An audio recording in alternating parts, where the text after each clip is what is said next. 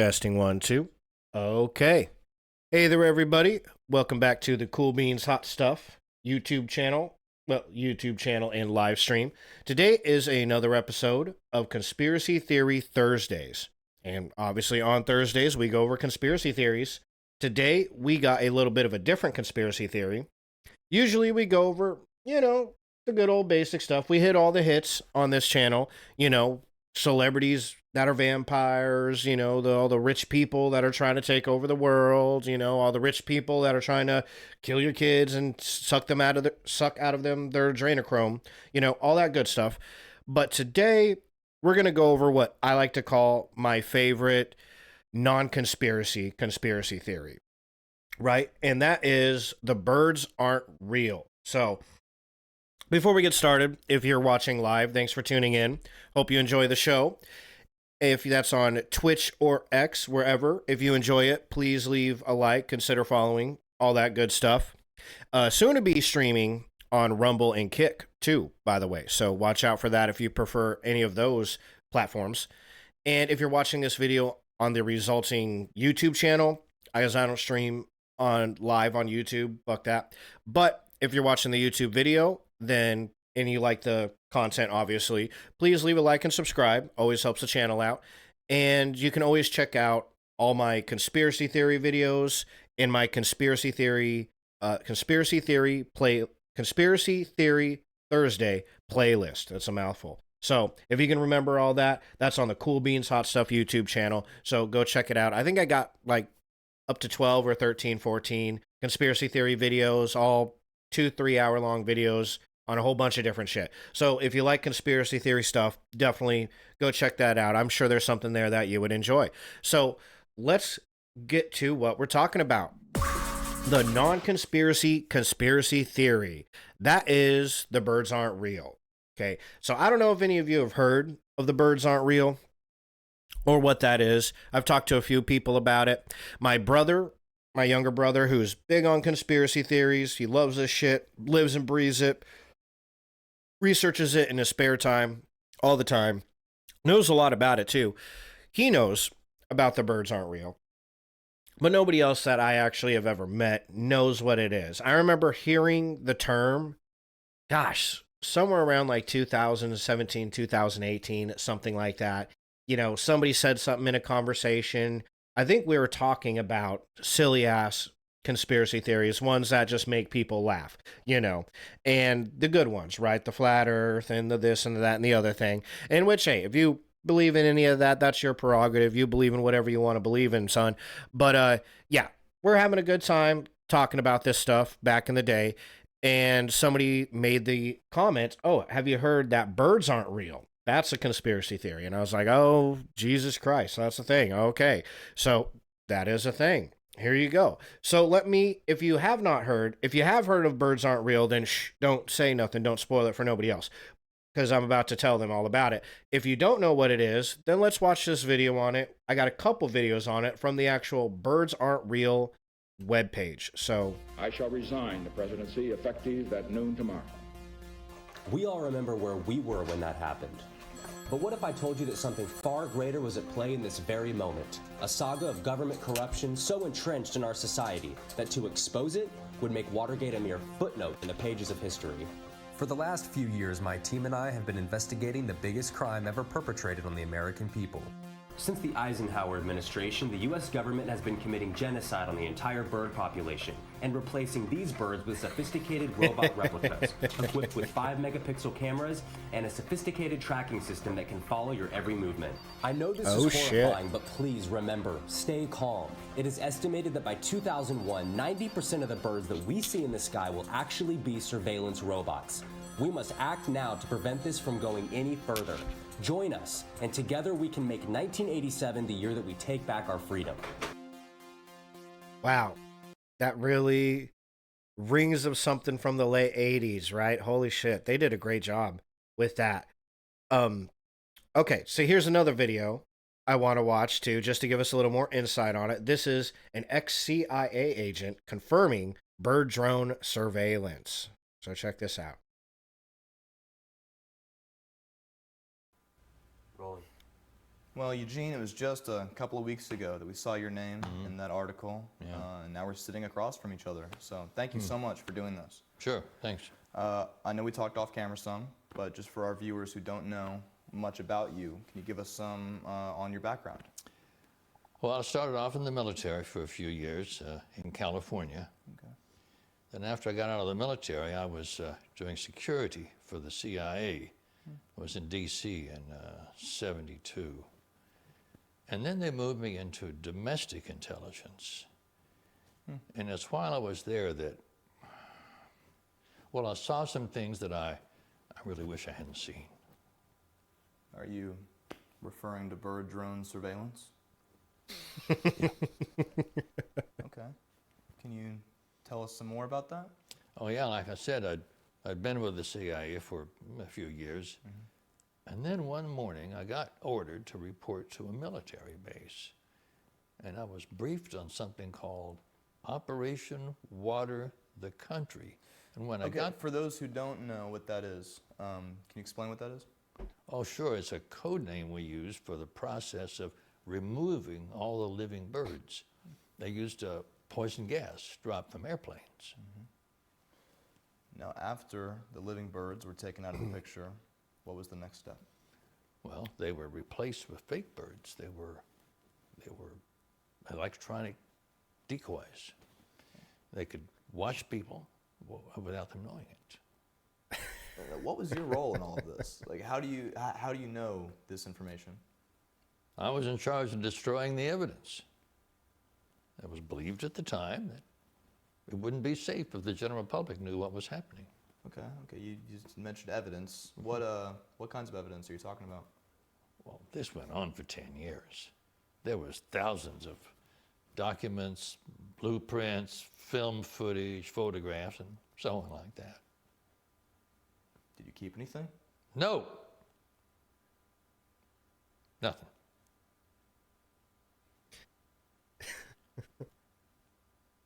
Well, there might have been one or two things.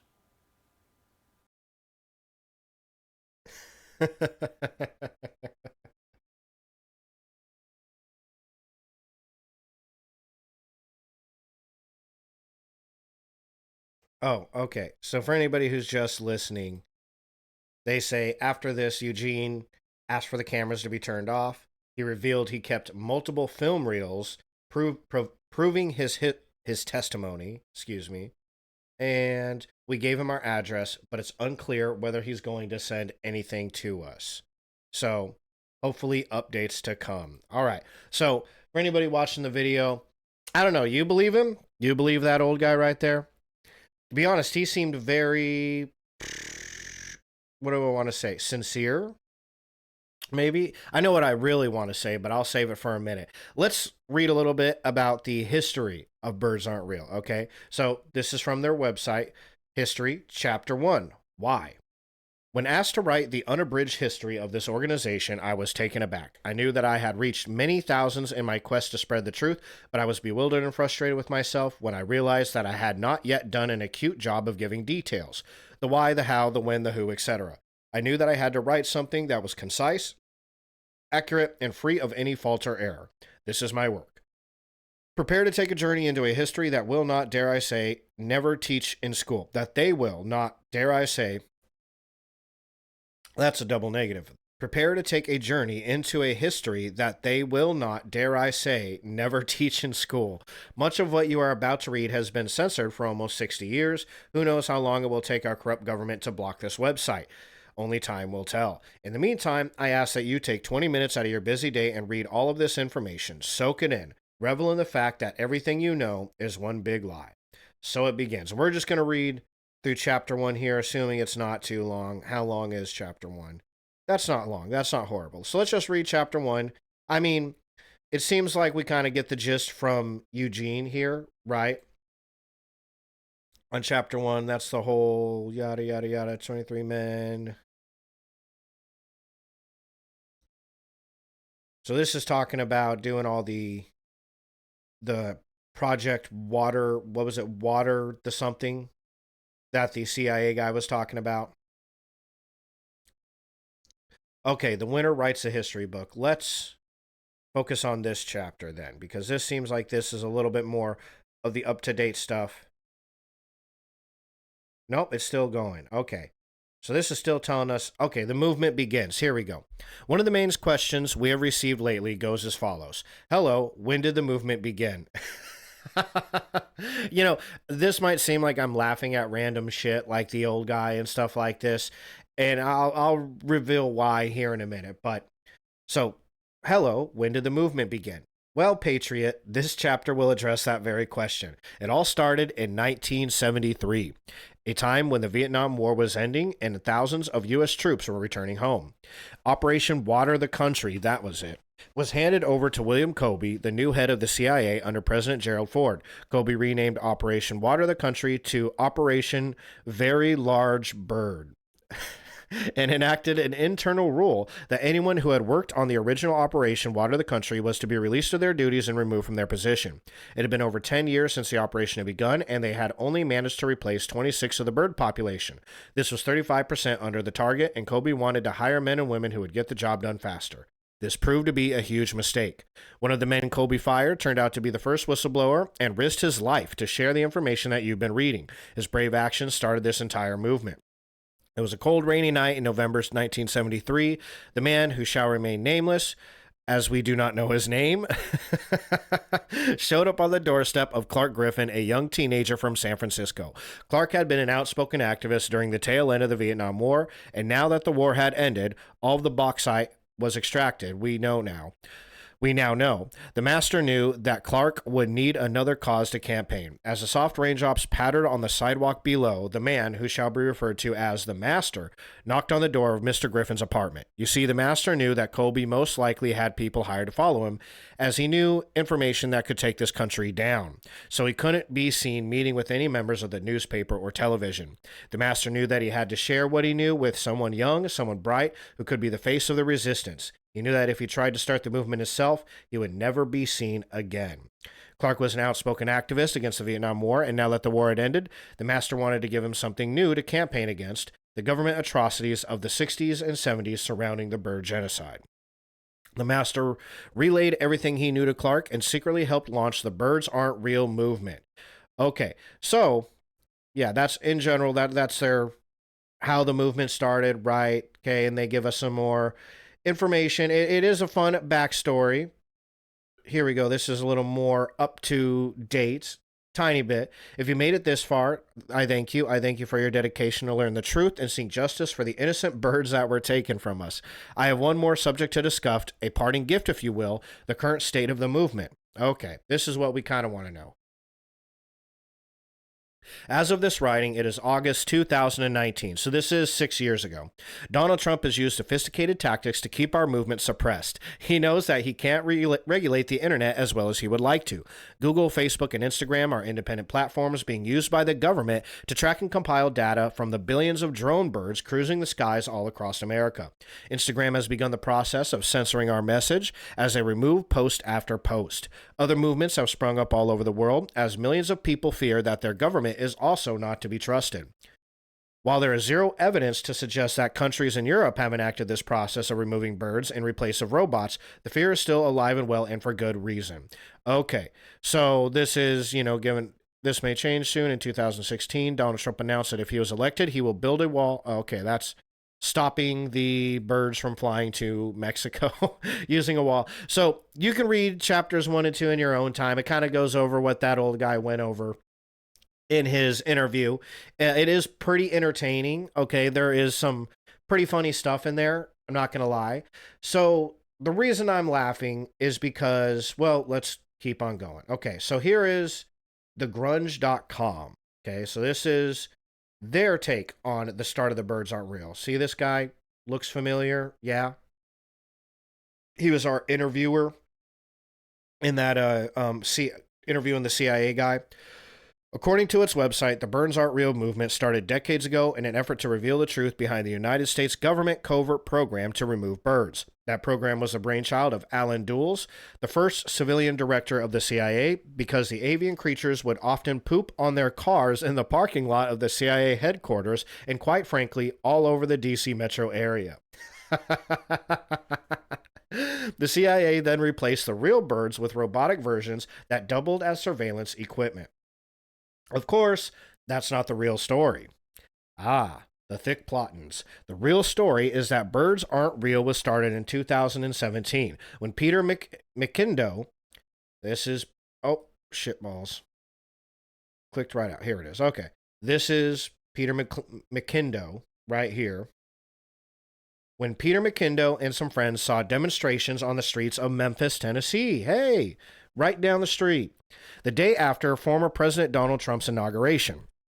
I remember thinking it would be very interesting if someone was in this situation with a sign that had nothing to do with anything that was going on there, McKindo said.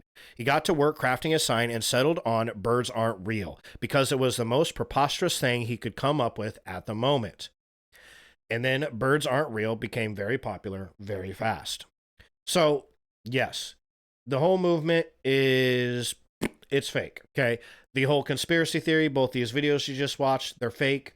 The reason I was giving a good laugh, the movement in advertisement from 1987 really looks like that was made in 1987. They did a great fucking job with this video. Look at this. They even got the fucking tiny ass computers. The camera itself, just the quality of the camera. From going any further. Join us, and together we can make 1987 the year that we take back our freedom. All the people on the landline phones. And then this guy, honestly, I feel like he was a damn good actor. This old guy, like, he did a great fucking job in this interview. I was like, wow, you know, if I didn't know this shit was fake, I would have totally believed this guy was in the CIA, man. Until we had these, like, really long, almost cliche pauses. Documents, right here, blueprints, film footage, photographs, and so on like that. Did you keep anything? No. The whole camera movement there with the eyes and the sigh, that's all really good. Very cliched, though, would be something you would see in a movie, right? And then we get to the actual written history of it, and that's where all of this gets really funny. Everything that he's saying in here is hilarious, like the prepare to take a journey into history that they will not, dare I say, never teach in school. I'm pretty sure they do that double negative on purpose. They will not never teach in school. Get it? Haha. That means they will. But anyways, Birds Aren't Real became very popular very fast. This is the actual story now after 2017 when Mr. Peter McKindo started it at the Trump rally, or not the Trump rally. I forget the protest. We'll read more about it, but a protest in Memphis, Tennessee. Oh, hold on. My AirPods just all done got fucked up, son. So yeah, anyways, let me keep reading this while I hook them back up. It would have been a funny story to tell friends if that was the end of the whole Birds Aren't Real spectacle. But Peter McKindo realized that there were ways to take it further. According to the New York Times, the Birds Aren't Real movement harnessed the internet and members of Generation Z, who themselves grew up using the internet at a moment in time when there was another spike in conspiracy theories, to spread the tongue-in-cheek conspiracy theory. The Birds Aren't Real movement spread rapidly. Okay, hold on. This guy's just being a big old dick today. My headphones. Just doing everything it can not to work with me. Here we go. Good break. Good coffee break. Okay. There we go. Now it sounds good. All right. So the Birds Aren't Real movement spread rapidly. So I'm getting pictures sent to me of Birds Aren't Real graffiti and Birds Aren't Real chalkboards and seeing, chants in cafeterias and, stadiums like Birds Aren't Real at high schools, McKindo told 60 Minutes.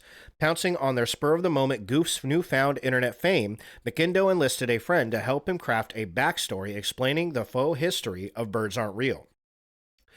The fa history, I think it's fa, right? You pronounce that fa. No, it's not Fox. It's like faux, fa, history. I don't know. It's something like that, all right? Birds Aren't Real became so popular that McKindo decided to drop out of school to pursue his new internet enterprise, though explaining the choice to his parents was a little difficult. Sure, that would be a that would be a tough one. I was trying to describe to them it could be very interesting art project, sort of like a mirror to, just the seemingly exponentially growing absurdity of the world in America, McKindo said in his 60 Minutes interview. And like, if we can match that with a character in a living world, blah, blah, blah, blah, blah, and they're just looking at me like, please stick with the psychology degree, Yeah, for sure. Okay, some people still believe that birds aren't real. Okay, sure. Okay.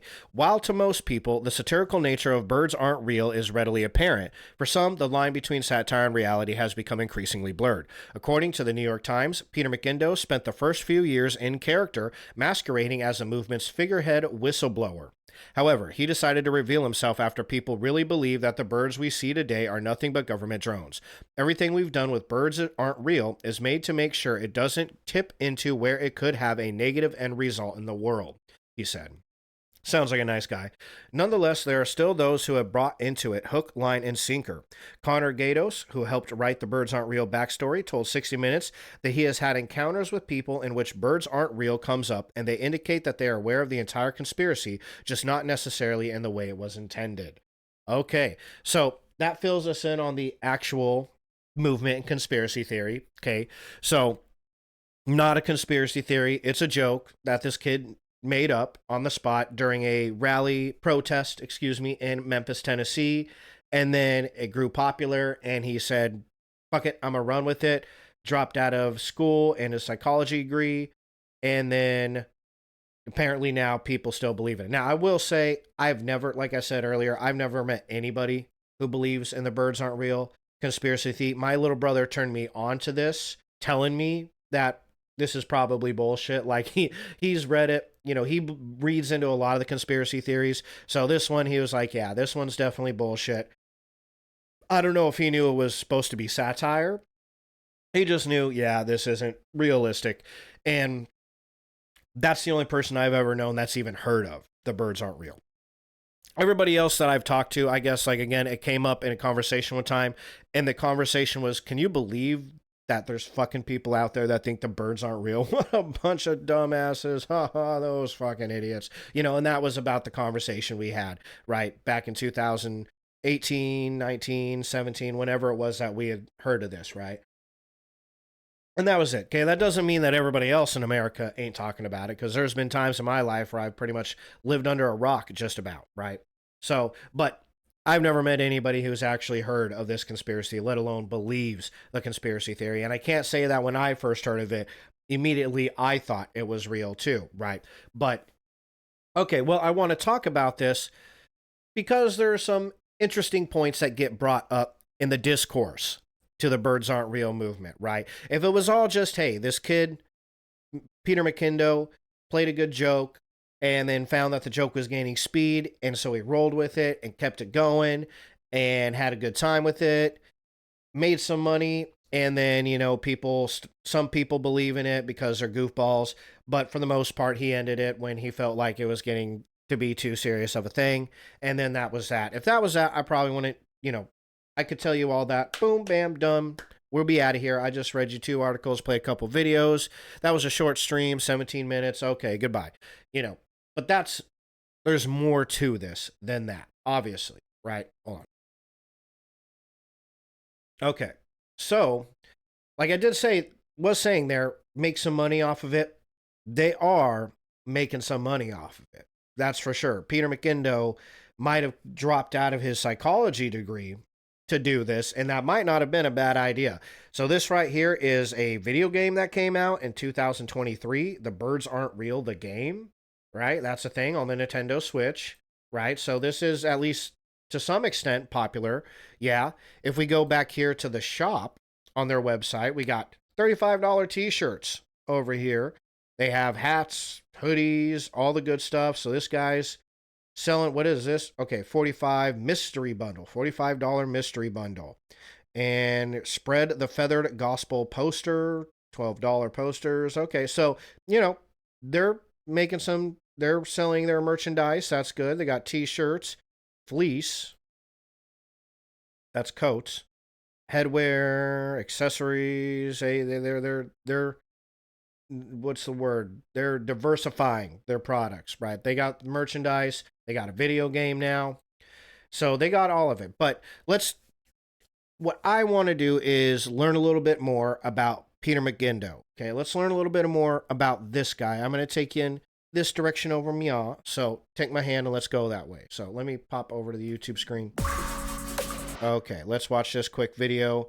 This is a television interview with the movement representative in 2019. I consider myself to be an average American. I consider myself to be an average American. I wake up in the morning, wash my car, and I have an avid disbelief in avian beings. Maybe you've seen the billboard near the Highland Strip or heard the story on Wednesdays Live at 9. A campaign called Birds Are Not Real brings its efforts to the Mid-South. And this morning we are joined by one of the messengers of the movement. Peter McIndoe is here to tell us how this all came about. We want to emphasize you were not the founder. No, ma'am. We put the billboard here because we wanted to bring it to the biggest city in the world, you know, the Paris of the West. So we brought it to Memphis, Tennessee. From 1959 through 2001, the government mercilessly genocided over 12 billion birds and simultaneously replaced them with surveillance drones in disguise. Sometimes I'll travel internationally, go to the Himalayas, just to breathe the drone-free air. So this is really satire. I mean, you don't really believe that that happened, correct? This is a satirical campaign to make the point that what? You're looking at me like, no, it's not satire. I really do believe this. Honestly, it's kind of offensive. Okay. We do not find this to be a humorous issue. This is serious. This is life or death. This movement came about in 1976, just to avoid any, liberal media hit job. Since the billboard went up in Memphis, crime has actually dropped by 43%. We're expecting the key to the city at any time from the mayor. There's been a reaction of supporters and loyal bird truthers coming out, saluting, bowing. It's almost become like a sacred pilgrimage. This billboard means more to me than my own life. All right, Peter, we appreciate you being with us this morning. Thank you very much. BirdsAren'tReal.com. Oh, that woman's look. That was good. This kid is very much, he's got a comedy streak to him, right? Like he's pretty funny. You got to give this kid that, right? He's a pretty funny dude. Okay. So about Peter McGindo, right?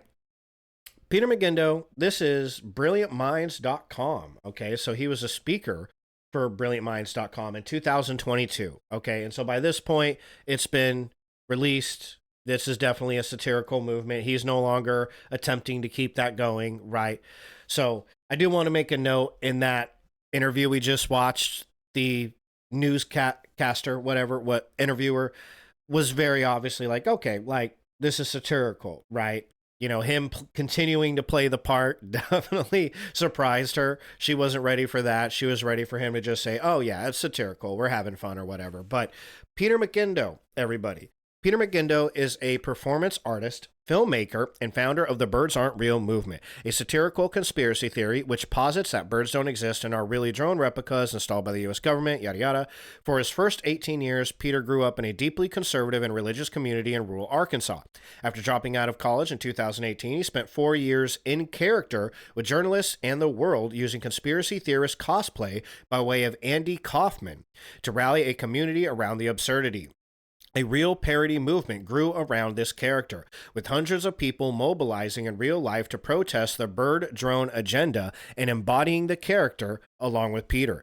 The movement has amassed millions of followers on social media, and hundreds of official chapters have popped up at colleges across the nation. So this is kind of the interesting part of it. The parody movement, okay, conspiracy theory cosplay. By way of Andy Kaufman. Okay, this kid's the next Andy Kaufman. All right, fair enough. So yeah, there's a little bit about Peter. Here is a little bit more about the Birds Aren't Real campaign. There we go. Let's pop back to the YouTube screen. Oh, we don't have subtitles. All right. Maybe you've seen the billboard near the Highland Strip or heard the story on Wednesdays Live at 9. A campaign called Birds Are Not Real brings its efforts to the Mid-South. And this morning we are... Oh, this is the same one. This is one he actually had on his website. Okay, never mind. So, let's see. We had another one here. Oh, this is it. The Birds Aren't Real movement are falsely claiming that Duo the Owl is a secret government surveillance. That's the Duolingo bird. All right. So this is them protesting the Duolingo bird. We crashed their video shoot. I brought you here today to protest the demon abomination that is the Duolingo bird!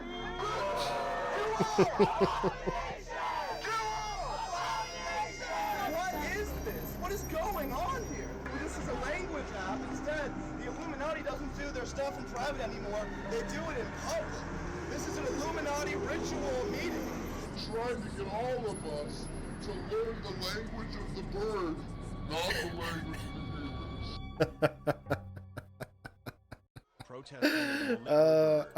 Okay. So yeah, here, let's pop back over here.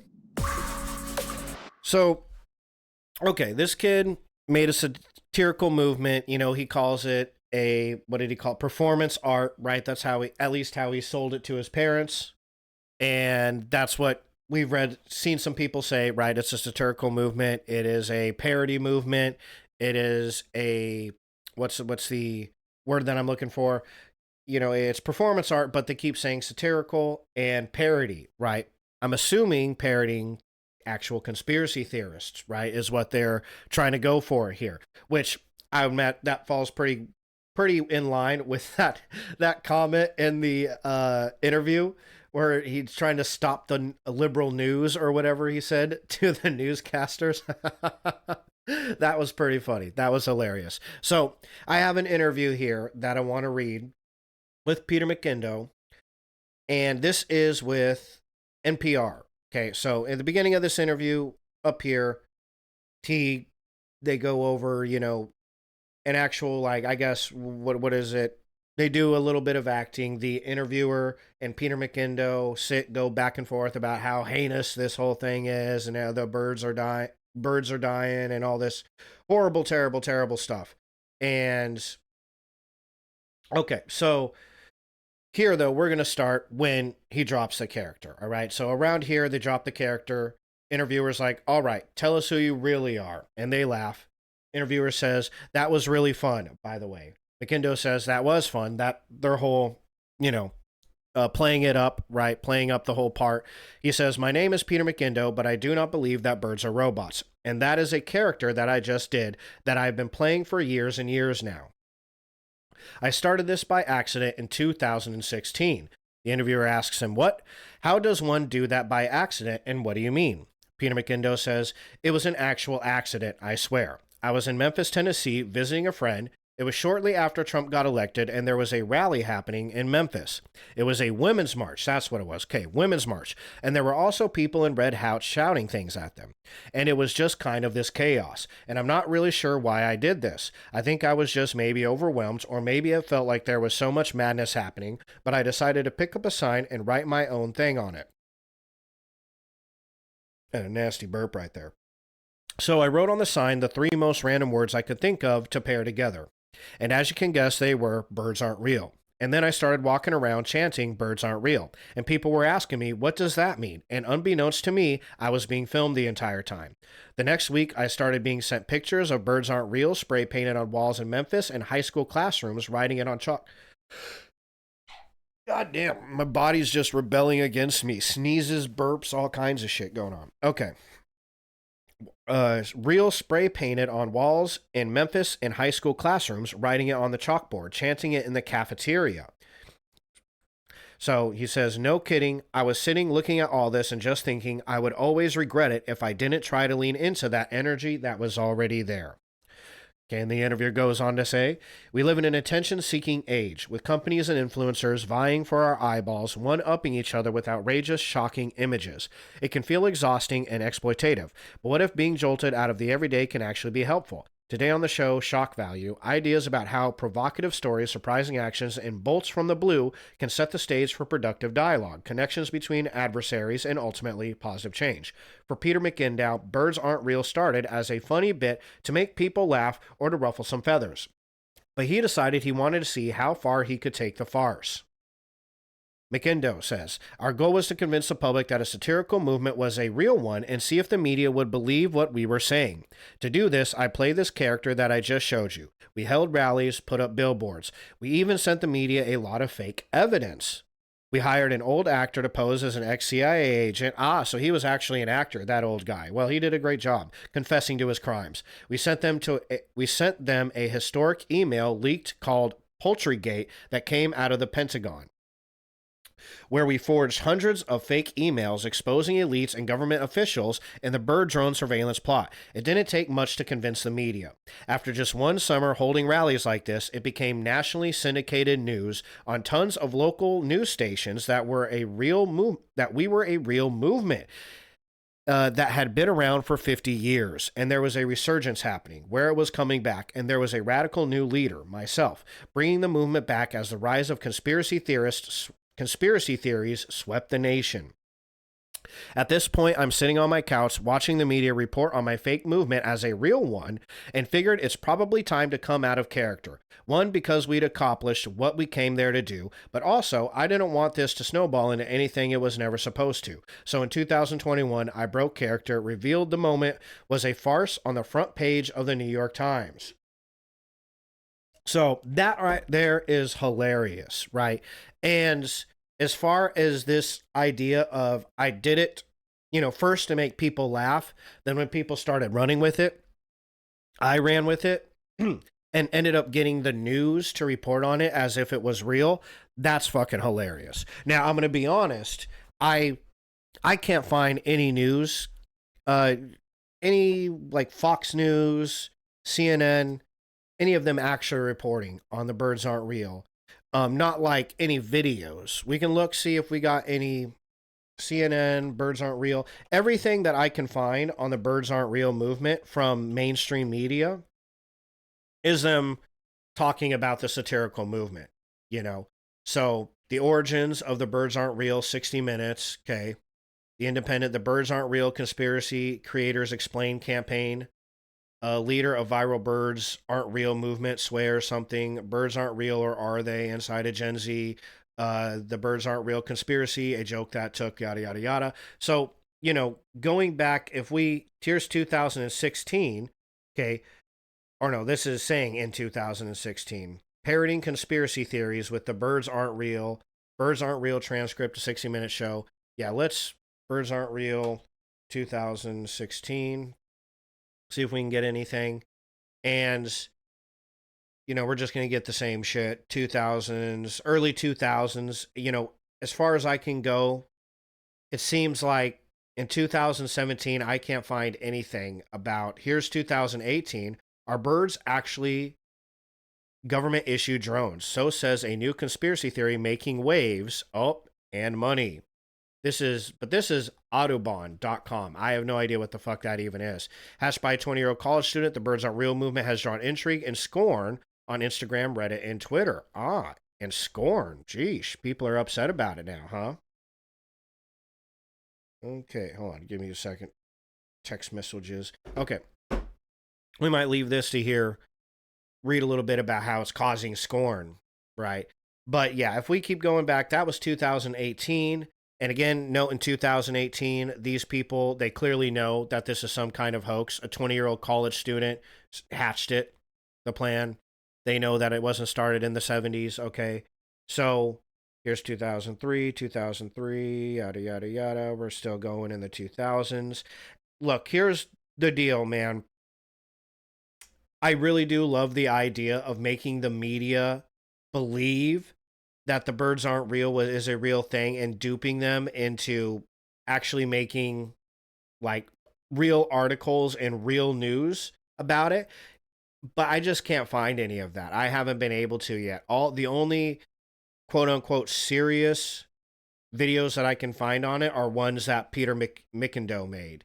But you can see in 2019, this video right here, these people, the two newscasters here, the interviewers, they were saying, okay, obviously this is a satirical movement, right? And remember, according to him, he broke his character in 2021, okay? And we're still looking, again, I can't find any articles about this going any farther back than 2018, 2019. Okay, and then everything that comes immediately after that in 2000, 2021, 2022 is all about how this movement is fake and yada, yada, yada. See, now when we get into 2016, thousands of birds found dead along Alaska shoreline, you know. So I enjoy the idea, think it's hilarious, the idea of this kid duping the media. And he says that he did, but he's the only person that's saying that he did. The only person that I'm hearing that's saying, oh yeah, no, the media was totally reporting on us for real is him. And I can't find anything on the internet about the media actually reporting on him for real, right? Let's go Fox News, see birds aren't real. Let's see if they fell for it.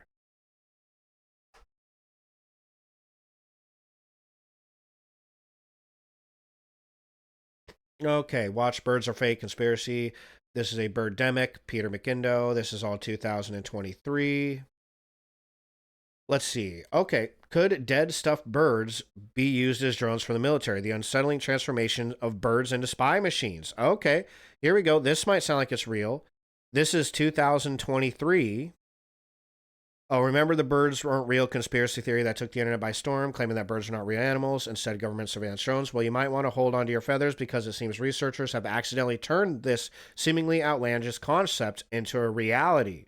Okay, so they're saying, well, after the conspiracy theory, a whole one of them actually did. Oh, and here's there's the drone that they're actually deciding to make right there. So they actually do have bird drones that they're showing you right there. This seems to be far after his conspiracy theory, though. Again, in 2023, he had already broken character, according to him. Let's get out of here. Get out of here. Let's see. Okay. Fox News and host and viewers get duped by satirical. Here we go.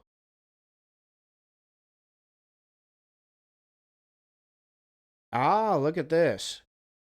Would like to apologize to Fox News for confusing their host with Tucker will be... Oh, okay. That might be a hilarious joke of his. But let's look at this. The Humanist Report.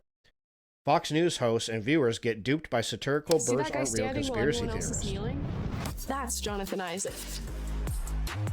So hold on. We can't win foreign wars and we can't run a DMV, but we can control every bird in the sky? We can. I mean, and I appreciate you allowing me to share this information on here. A lot of the media won't let me talk about is this stuff. A shtick? I mean, do you really in your heart? Why would it be a shtick?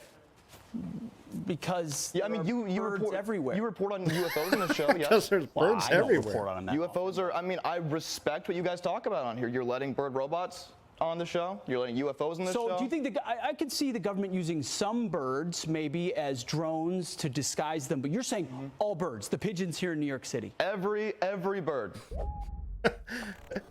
That's pretty funny. You just watched Fox News host Pete Hegseth push back against conspiracy theorist Peter McIndo, who founded the Birds Aren't Real conspiracy movement. Now, in case this... Yeah, I was going to say, the title said they got duped. That's kind of what we were here for. That didn't look like that was getting duped. That's Pete Hegseth, by the way. I forget he used to be a Fox News host, before he became Secretary of Defense. But I wanted to see him get duped. This wasn't already painfully obvious. This is not actually a real movement. Peter McIndo is a satirist who's playing a character. However, Pete Hegseth seemingly took it serious.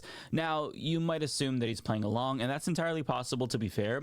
But then again, Pete Hegseth is one of the dumbest hosts on the entire network, so it's entirely possible that he's also duped here.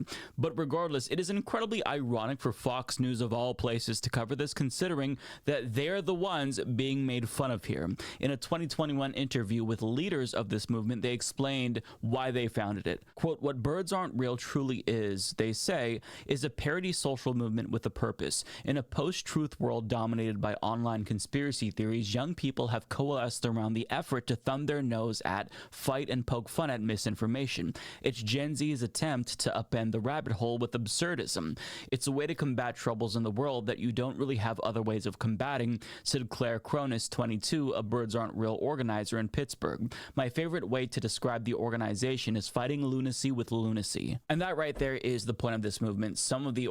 Okay, we're going to get into that here in a minute, because that's a little bit different than what we've heard from the actual person who made it, right? Interesting that whoever this guy is, I don't know who the Humanist Report is.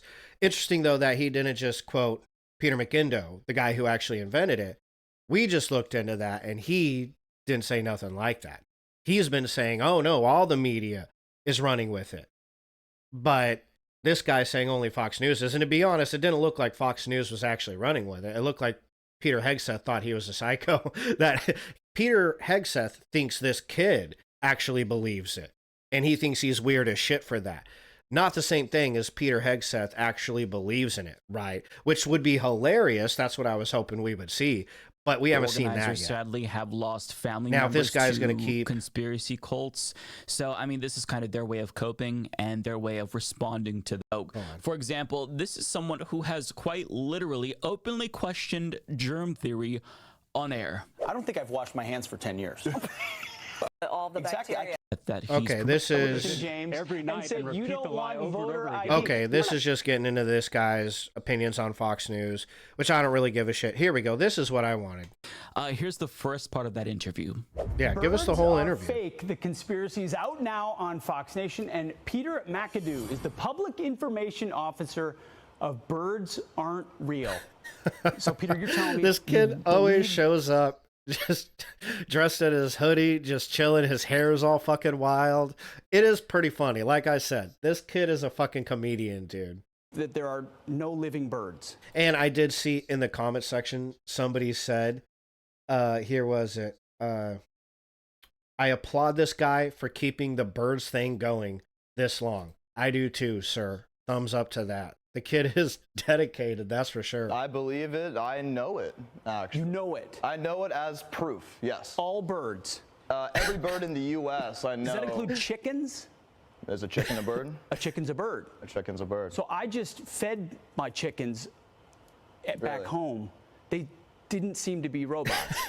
Yeah, that's kind of how biotechnology works. The government's making biohybrids where there are birds and robots that the government's combining. Annie Jacobson's done some great work on this. So you're saying they have human characteristics, the eyes, the wings. Annie Jacobson? Whoa, wait. Annie Jacobson. Why did he call that name out?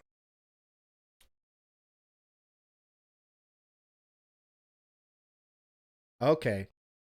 I don't know if that was meant to be just to add, what's the word I'm looking for here? To add weight to his argument, or if he's making fun of her. But I don't know about any of this stuff, but I know Annie Jacobson did write, and it's very, I mean, there was tons of people quoting it. In fact, News was quoting her book on the Nazi scientists, right, that were working for NASA. We went over that on stream. That ended up being absolutely 100% real. So I don't know if he's making fun of her and saying, oh yeah, she's also reported on this, or if he's trying to use her name to lend him credit, is what I'm thinking. Characteristics, have bird characteristics. So what the government did is from 1959 through 2001, they systematically replaced every bird in the sky with a government surveillance drone replica that looks identical to a real bird, spies on us every day. So when you walk outside, I mean, there's probably, 100 cameras in here. There's more cameras outside than there are. So hold on. Now, right after that is where Pete Hegseth begins to push back. But what I found even more interesting than Pete Hegseth's response is the response from the Fox News audience. Because when you look at the comment section overall, the actual Fox News viewers, if you can kind of suss out who actually is a true believer, they responded in one of two ways. They either tried to debunk the conspiracy theory because they believed that Peter McIndoe was being serious, or they kind of thought that it sounded a little bit compelling themselves. Most of them did not realize it was a joke, though, by my estimation. So yeah, here we go. This is what I want to see. Now, again, it does say in this dude's title, news host gets duped. It doesn't seem like he got duped. Look, I don't particularly think Pete Hegseth has got to be the smartest dude on the planet. I don't know him, but I have never read anything that makes me assume this guy's extraordinarily intelligent. But again, he didn't get duped by anything. He thinks this kid is being fucking serious. And he's like, this kid is a fucking psycho. He actually believes that the birds are a robot. And again, that's just like me and my friends back in 2018. One of them says, dude, did you hear there's a bunch of fucking people that think the birds actually aren't real? And it's like, oh my God, what a bunch of fucking weirdos, dude.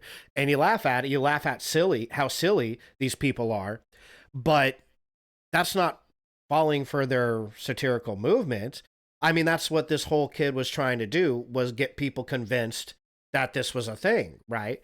And according to him, everybody in the news was convinced. And you saw me look, we still haven't seen a single news report where people actually believe this, right? Everybody just believes that he believes this and he's a fucking fruitcake. And I don't think that's the thing that he set out to prove. You know, I mean, especially if what this guy was saying here at the beginning of the interview or beginning of his little report, right? That people are doing this to fight back against the lunacy of actual conspiracy theorists.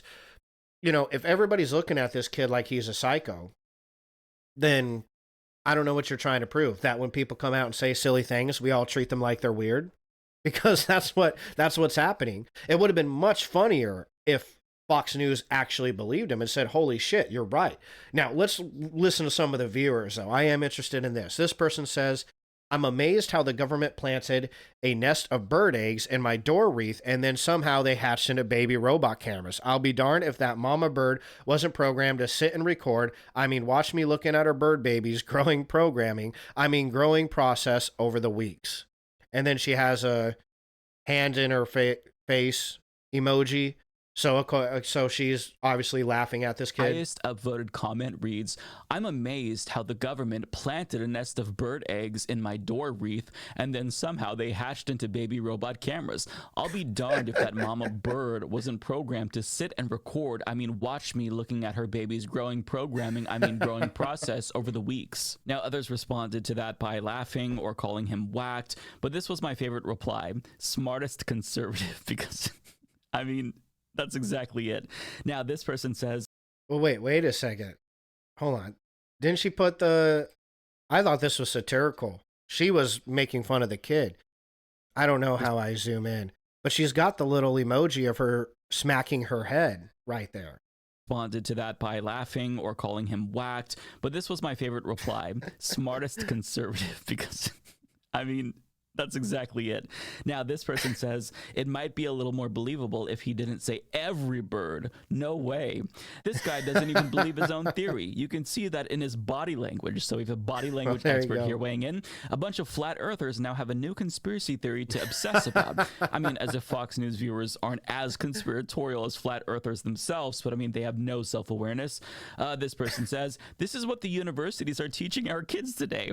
What a wonderful future this world has. This is so sad that he actually believes all birds are fake. He needs psychological help ASAP. But here's where we get to the potential recruits. I never heard. Okay, well, I don't know again who the Humanist Report is. I've never heard of this channel. Obviously, he doesn't like Fox News, which is fine. You can feel however you want to feel about Fox News, but he's trying to paint all these people like they're a bunch of idiots. And it's like, well, all these people are making fun of this kid for thinking he's an idiot. Like, what did you want them to do? Laugh along with him? Like, he's playing like he actually thinks this is real. And they're saying, okay, well, you think it's real. You're a fucking weirdo. Like, again, this was what I'm looking for. What he said, possible recruits. Here we go. This is what the Peter McKindo guy was talking about, right? getting people to actually believe it was true. It's scary how there are still let me go back though. I wanted to hear that one because that one looked like this guy actually believed potential recruits. I never Yeah, here heard we this go. theory before, but glad the news is finally open to show more of the truth. It's scary how there are still so many people out there that think a theory like this is crazy, considering all and everything that simply just is. I hope they actually start there you believing go. this. It's just funny at this point. This person says, I believe some birds could be fake to spy on people, but this guy's a bird brain. There's truth to everything. Now, some commenters knew that he was trolling and pointed out the irony. This person says, this of all things is where Fox wants to draw the line. And this person adds, the lack of self-awareness of the typical viewers is actually funny. And that right there is such a good point. That guy is pretty funny. Peter McKindo. Again, I think this, whoever this fella is, he's just got like a beef with Fox News and Republicans. So he's turning this into they're all stupid, which there was very clearly some people there who actually believe this, right? You read it, and I would believe that.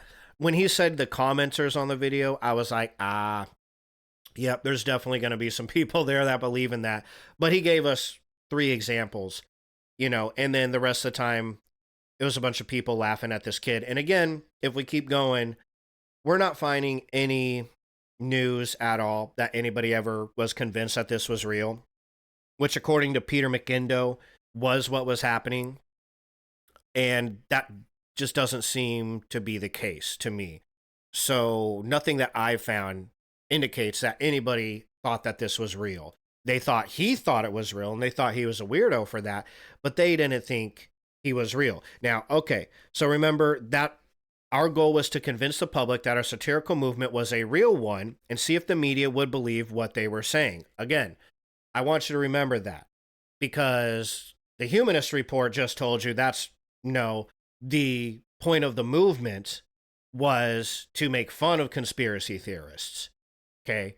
And he didn't quote Peter McKindo when he said that. He quoted some other random chick that had something to do with something. He didn't go to even quote the actual guy who made the fucking movement. The guy who made the movement said, our goal right here on your fucking screen, this is the interview. Our goal was to convince the public that our satirical movement was a real one and see if the media would believe what we were saying.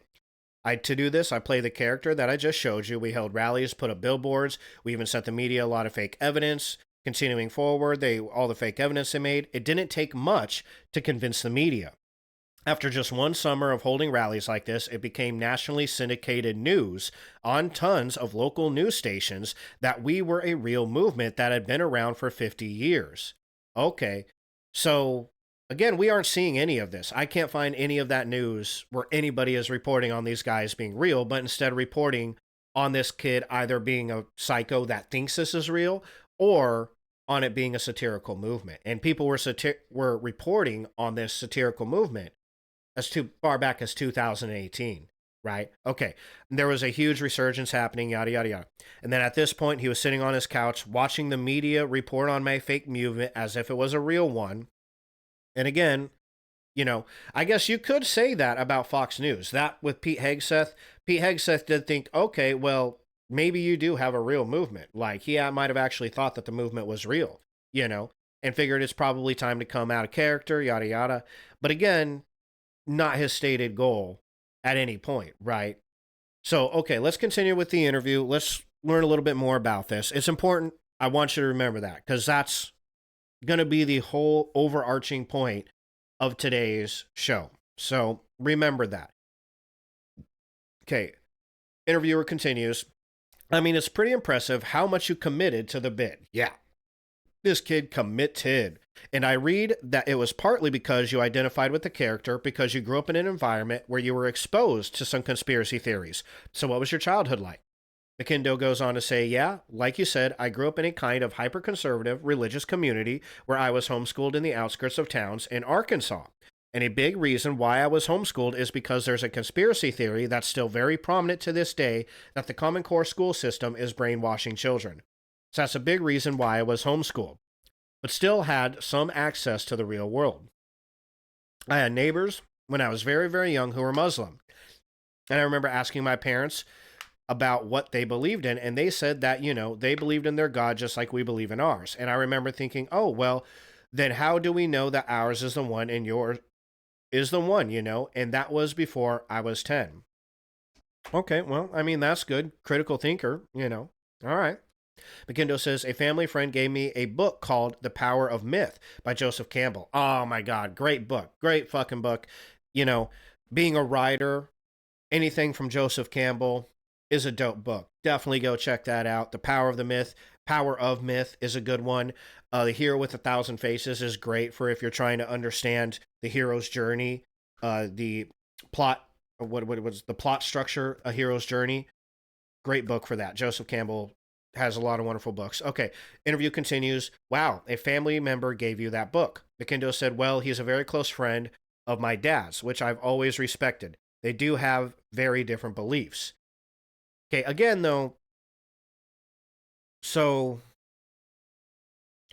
you know, okay, I'm trying to understand what he's saying about his family, but it sounds like he's surrounded by people that are telling him to think critically, you know, or at least want him to think critically. They're giving him books about it. They have their own conspiracy theories about what they think is going on in the world. They're not trusting what anybody says. And to be honest, like, you know, so what? Like, did you want to grow up in a fucking family where they did everything the government told you to do? Is that the family you thought you should have grown up in? Is it a problem that everybody around you had their own ideas, or should everybody just follow exactly what you think they should? I'm confused if that's a problem for him, because it sounds like he had people in his life that were giving him good books and all kinds of shit, you know, being honest with him about, you know, he asked him about their Muslim neighbors, and who is that, his mom or his parents said, hey, they believe in their God and we believe in ours, you know, and good for him. He's questioning, okay, well, how do you know which one's right? You know, his parents could have just came out and been like, oh yeah, they're could have said some horrible racist shit, you know. That sounds more like the kind of community that I think he was at first trying to hint at, you know, but sounds to me like they were just being honest with him.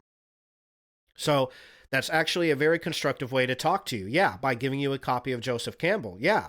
And then showing you the power of story. Yeah. McKindo says, yes, it was. Because that book talked about the power of story and myth and how maybe we weren't so different from those neighbors after all. And yeah, I think that big parts of the way that I got through that was through humor and not making fun of my surroundings, but definitely joking about them a lot. Wait, what? I got through that was through humor and not making fun of my surroundings, but definitely joking about them a lot. I mean, that doesn't make no sense. You're not making fun of your surroundings, but definitely joking about them. I guess maybe he means not being like mean about it, just being joking, I guess. But, you know, when you're making fun of somebody, you're just joking with them, right? I mean, I don't know. Maybe he means bullying people, I guess, right? Okay. Interview continues. When we come back, how Peter channeled that curiosity to grow his fake movement and walk the fine line between comedy and condescension. Okay, so yeah, he's saying I wasn't condescending, just making jokes about it. Okay, fair enough. So they come back. It's the TED Radio Hour, NPR, yep. And today on the show, shock value before the break, we were talking about Peter McKindo, yada, yada, from the start. Peter didn't want it to seem like he was making fun of anyone. That's an important thing I want you to say. Peter didn't want it to seem like he was making fun of anyone. That's important. I want you to remember that. McKindo says, you know, that was a thought from the beginning of Birds Aren't Real, is that this could be a very shallow project. So I remember at the beginning looking at it less like a conspiracy theorist's satire, but more like just this absurdist belief satire that could be applied to either side of the political spectrum. Interesting. I would like you to remember that piece of info too. And so from there, it was really interesting. When the idea was growing, it sort of became this Rorschach test for people who thought, you know, believed something ridiculous. I want you to keep that in mind with the Humanist Report, right? Because I don't know, Humanist Report, he could be liberal, he could be progressive, whatever he is, I don't know, never watched his stuff. He very much wanted to believe that this was all about right-wingers, right? And here you have right here this guy saying this isn't about any side of the political spectrum. Very interesting, though. So the owner thought this became a Rorschach test for who people thought, you know, believed something ridiculous. And a lot of people think that, you know, the other side, you could say, or people that, you know, disagree with fundamental core beliefs that theirs are crazy or brainwashed. That theirs are crazy. Okay. that's a difficult sentence to run through. I'm not entirely sure what he's saying there. People, let's take the you-knows out. And a lot of people think that the other side, you could say, or people that disagree with fundamental core beliefs of theirs are crazy or brainwashed. I think they meant of theirs. Fair enough. Okay. McKindo, I mean, that's definitely correct, right? See no lies there. McKindo goes on to say, there were hundreds, maybe thousands of instances over the years where strangers would approach me. They'd see me in public and I'd see them notice me. They'd walk up to me with complete disdain on their face. They thought I was a real conspiracy theorist. Interesting. So they have disdain for you over that. Huh, that's kind of, remember, let's go back to that, what was that, humanist report, right? What was that on his face for Fox News, the conspiracy theorist in the comment of Fox News? Because I would say that was pretty fucking close to disdain, was it not? I mean, this guy right here seemed like he had a hell of a lot of disdain for the people in the comments, which, hey, making fun of him is one thing. I thought it was hilarious that people believed in it. But yes, interesting. Okay, so, and time again, people would come up to me and they would tell me how stupid I am. My out-of-character self may interpret these interactions as a funny response to someone that fell for the comedy project. But instead, I felt the emotions of the character. I felt emboldened, and I felt sad and angry, like they didn't even take the time to know me. Okay, remember this kid said earlier that the whole point was to get people to believe in his movement. Now, he's saying, okay, he's getting... Oh, clicked out of it. Now we're getting to the more in, okay, now people... This is a funny response to someone that fell for the comedy project. So every time somebody thinks you're a nut job for believing the birds aren't real, they're falling for the joke. So like every time somebody says something weird, we should just pretend like they're not saying something goofy. Like, I'm not entirely sure what that is about there. Take what you want from it, though. And in these moments when people were talking to me, they could not have been more ineffective at what I would assume they really want. Less conspiracy theorists in the world. Very interesting. I do like this. This is quite an interesting thing he's saying here, because this is something I myself have never been huge into conspiracy theories, never paid a lot of attention to it. My little brother does, like I said earlier in the stream. A lot of people in my friend group, when I told them I was going to start streaming, what should I talk about? A lot of them mentions conspiracy theories would be a good idea. I gave everybody a list of topics that I was interested in. Conspiracy theories are on that list, and almost everybody picked it. They said, dude, that would be awesome to talk about conspiracy theories. And as I have been researching conspiracy theories, what I have continuously ran into is news articles talking about people who believe in conspiracy theories like they're a bunch of shitty people. And it goes from, okay, laughing a little bit at them, haha, I'm a bunch of idiots, believe in flat earth, to going full-blown, oh, you psychopaths are dangerous, and people who believe in this are dangerous individuals, right? This guy over here, the Humanist Report, who thinks that this dude over here, Peter McKindo, is somebody on like his side of the political aisle that's pulling a big dupe on Fox News and all the conservatives, is doing exactly what Peter McKindo is talking about right here. Okay, in those moments when people were talking to me, they could not have been more ineffective at what they assumed they really wanted. Less conspiracy theorists in the world. Again, they were being shitty to him. The same way this Humanist Report guy is being shitty about people at the Fox News viewers believing in it, right? So, what if by talking to conspiracy theorists like they're ignorant and stupid, we're actually pushing them farther away from the truth that we want them to see? Oh, wow. Isn't that a wild thought? Holy shit. Because what happens when someone tells you that you're stupid, you're all wrong, you're the problem? You feel judged and dismissed. And most importantly, you feel othered, which may lead you to look for safety in those who are like-minded to do what they have been doing for you, affirm your selfhood, give you a sense of identity, belonging. These are some of the most basic human desires. Damn, son. Peter. Golf clap for Peter over here. That's pretty fucking deep. And yeah, I absolutely agree a million times over. I say it every time I run into one of these articles from the news media just shitting on conspiracy theorists while they're trying to debunk the conspiracy theory. I don't even end up using their articles because it's just such an arrogant, piss poor way to talk to people. It's like, look, I'm not even, my whole stream is giving people information, and I don't want to give people the information you have because you just are an arrogant prick about it. You know, I don't want to put your shitty articles up on my stream when you're being a jerk, you know? So McKindo goes on. I think as time has gone on, we started building more of a character and a person out of this Birds Aren't Real guy to where, you know, he wasn't just this random guy who shouts on the street, because that's really not who conspiracy theorists are. A lot of the time, they're talking about these forums they're on online, and they really don't have a lot of real life friends or community. And so as the time goes on, it really hasn't even been about the bird robot thing at all. It's been about a character that is finding purpose and meaning and community through this idea, and that it's what's making him go deeper and deeper into it.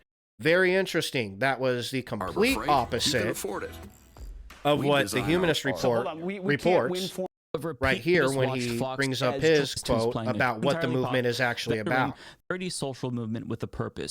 Okay, what Birds Aren't Real truly is, they say, is a parody social movement with a purpose. In a post-truth world dominated by online conspiracy theories, young people have coalesced around the effort to thumb their nose at, fight, and poke fun at misinformation. Well, who do you think the misinformation is? It's conspiracy theorists. It's Gen Z's attempt to upend the rabbit hole with absurdism.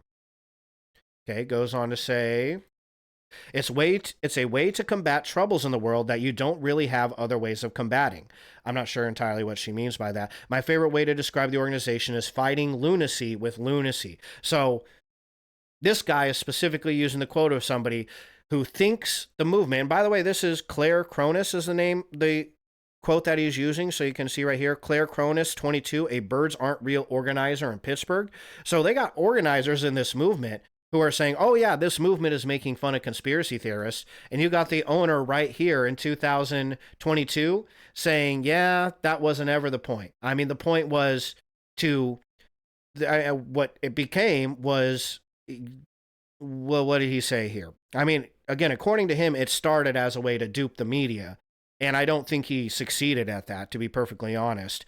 Then turned into sort of so as time goes on, it really hasn't even been about the bird robot thing. It's about a character that is finding purpose and meaning and community through this idea, and that is what's making him go deeper and deeper into it, right? So it's almost like an understanding of conspiracy theorists, right? I do think that's still, to some extent, a little intense. You know, again, I don't know too many conspiracy theorists in my life, but every friend and family member I had said, dude, it would be cool if you did a show about conspiracy theories.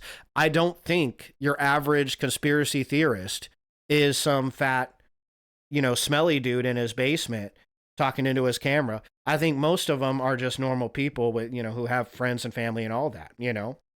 But McKindo continues. There was once a time that and I'm happy that it was just one time, you know, because at the first rally we ever held, it was in Springfield, Missouri. I didn't know who was going to show up. I didn't know if we'd have 20 people show up. I didn't know if we'd have a bunch of old men show up who really believed this.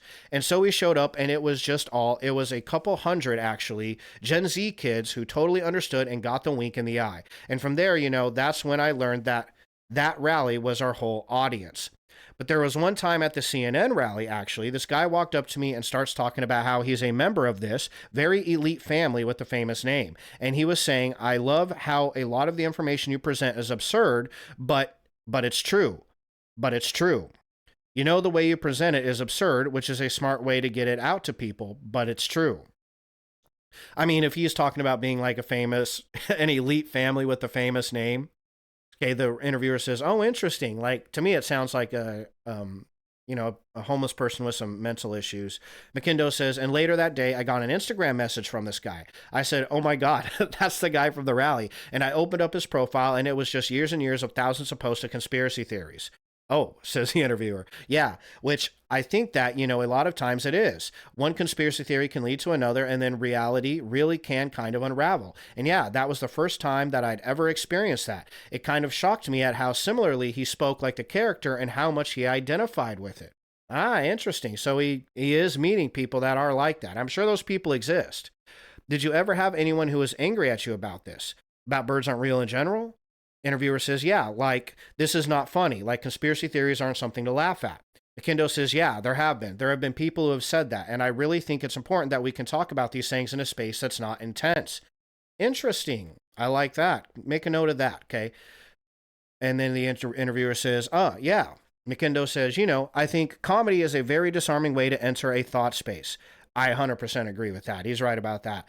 You can enter this idea through something with levity, and then once you're past that, then we can maybe get into some ideas in a more disarmed way. Obviously there are a lot of harmful conspiracy theories, and that's important to talk about too, is that there are some ideas that are truly hateful and very hurtful. But I think that with the general person in our life that believes in conspiracy theories, or that friend group where someone says something that makes us raise an eyebrow and responding to that in a way that isn't shaming, but that is curious about how they got there, if we can have more people talking about it like that, looking at the problem as an issue of belonging rather than belief, that might be the most productive thing we can do to fight the problem of misinformation. Okay, interesting, right? So his idea is to gel with people. Is be open-minded to people here. How did they get to where they're at, right? Very interesting. I like it too. And the reviewer goes on. Again, the whole idea of harmful conspiracy theories, it's like, well, I'm sure there's some that are hateful and there's some that are hurtful. I can think of a couple that might fit there, but the majority of them are not even remotely like that as far as everything I've read, you know what I'm saying? So anyways, and then it goes on to say his name, and okay, that's all good. So that's what Peter McKindo has to say in this interview. Very interesting.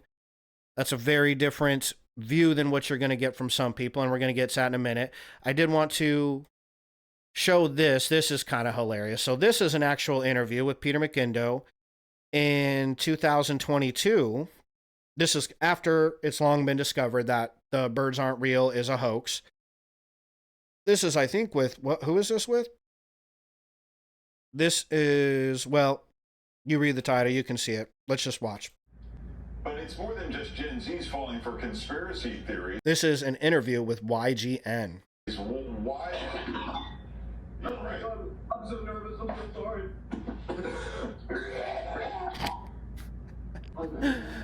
Okay. Well, we hope you're okay. Why don't we give you some time to collect yourself? If you need help, let us know in the control room there. So, Birds Aren't Real founder Peter McKindo, 23 at this point. So, 5 years he's been doing this.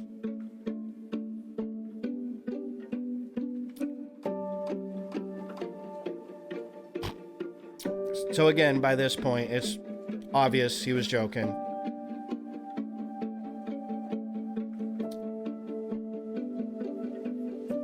Yep. So, fake vomited online, which was kind of obvious. And so, wanted to make the point just by showing that this kid, he's a comedian. He's doing skits. He's having a good time. This right here, I don't know what the fuck that is. It's a little bit weird, childish, a little gross. But it's him being funny. It's him being a comedian, right? This kid definitely has a comedian streak to him. You've seen these interviews, dude. I thought he was fucking hilarious, dude. In most of the interviews we watched, I was laughing my ass off. The way he just plays it straight face is really good. I like it. But this is him. And this kind of points to something that we talk about in the beginning of the stream. What he says when this started, it was in the middle of the protest, and he runs out there with a sign, says Birds Aren't Real, turns into a movement, and he says, let's go with it. Let's do this art movement thing. This performance art thing is what he sells it to as his parents. It starts as a way to dupe the media. Doesn't seem like it works, even if he says that it does. I don't think it did. I can't think of anything, or I can't find anything that actually says that he duped anybody into believing it was real. I think he, at some point maybe switched his tactics to getting to convince people that the movement was a real movement.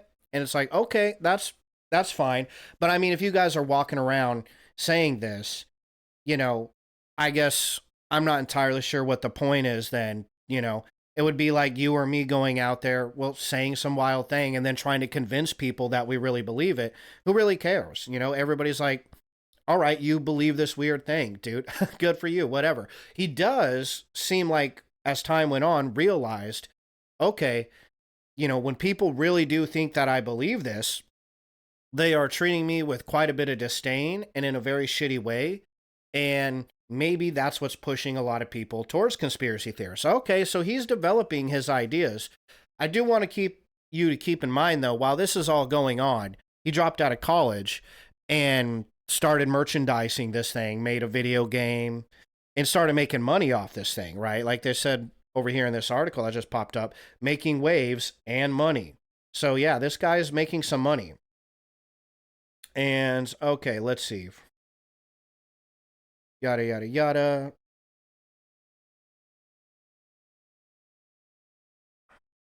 Kind of wanted to get to the money part of this interview. I haven't even seen this article yet. This just kind of popped up. It's, but we'll read it at the end, see what they have to say about it. You know, otherwise this is going to be, interesting. We'll read this here in a minute then. Okay, there's some interesting looking stuff there that I wanted to read. But, so this kid's, at some point, this kid is making money off this, right? He's 18, 19 years old. He's making he's making money. I don't know how much, but he's making money off of it. He's keeping the character going.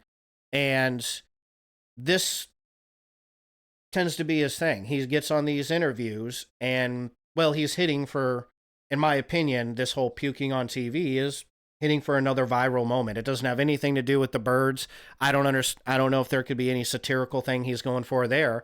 There's no political statement he's making. He's just pretend to puke on TV for the sake of being funny or going viral, right? But, so that's kind of a thing I did want to know. But it's important to me. The whole point that I thought this was even worth talking about, as far as conspiracy theory goes, is this right here. I introduce you to The Guardian. The lunacy is getting more intense. How Birds Aren't Real took on the conspiracy theorists. Already, we got quite a different tone than what Peter himself was saying in this interview with the NPR, right? And let's see, when was this particular interview? 2023. And this article is 3 years old. Where's it? Okay, that's all it says. This article is more than 3 years old. 2022. So 2022, 2023. Okay.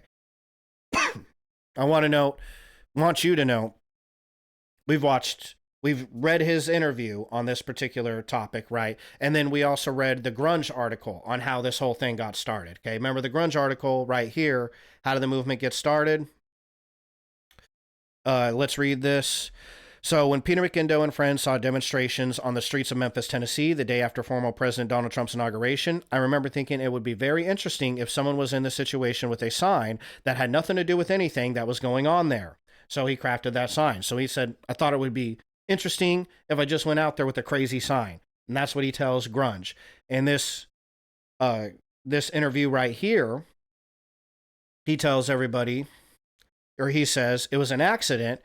It was shortly after Trump got elected, and there was a rally in Memphis. It was a women's march. There was also people in red hats shouting things at them, and it was just kind of chaos. And I'm not really sure why I did this. I would think I was just maybe overwhelmed, or maybe it felt like there was so much madness happening, but I decided to pick up a sign and write my own thing on it. Okay, so he wrote a random thing on a sign. Let's see what The Guardian has to say about that, yeah? Okay, on March, Peter McIndoe held up a sign and talked about how the deep state had replaced all birds with drones. I do want to make a note. He never said the word deep state. Let's point that out right here. We watched and read multiple interviews with this guy at this point. Nowhere did he ever use the words deep state. Okay, interesting. It was meant as a small act of satire, but has become a mass movement. It was meant as a small act of satire. Okay, in early 2017, Peter McIndoe, now 23, was studying psychology at the University of Arkansas and visiting friends in Memphis. He tells me this over Zoom from the U.S. West Coast and has the most arrested face, wide-eyed, curious, and intense, like the lead singer of an indie band or a young monk. Okay, this was right after Donald Trump election, and things were really tense. Good so far. I remember people walking around saying they felt as if they were in a movie. Things felt so unstable. Now, this is where we get out of quotes.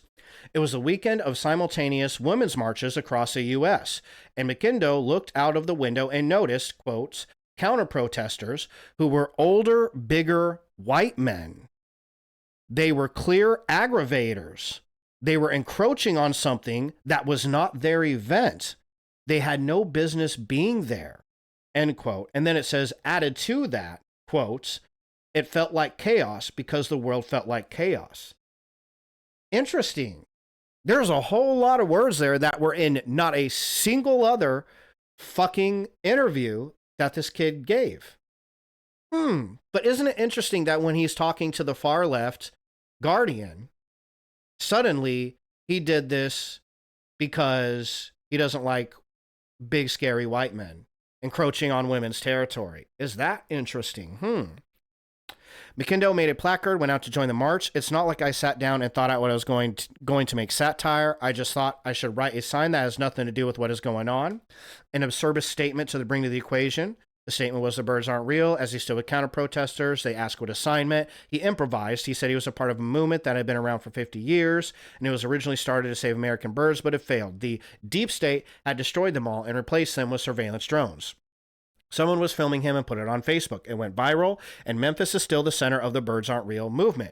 Or is it a movement? You could call it a situationist spectacle, a piece of rolling performance art, or a collective satire. MSNBC called it a mass coping mechanism for Generation Z, and it has hundreds of thousands of followers on social media. Mass, at least, is on the money.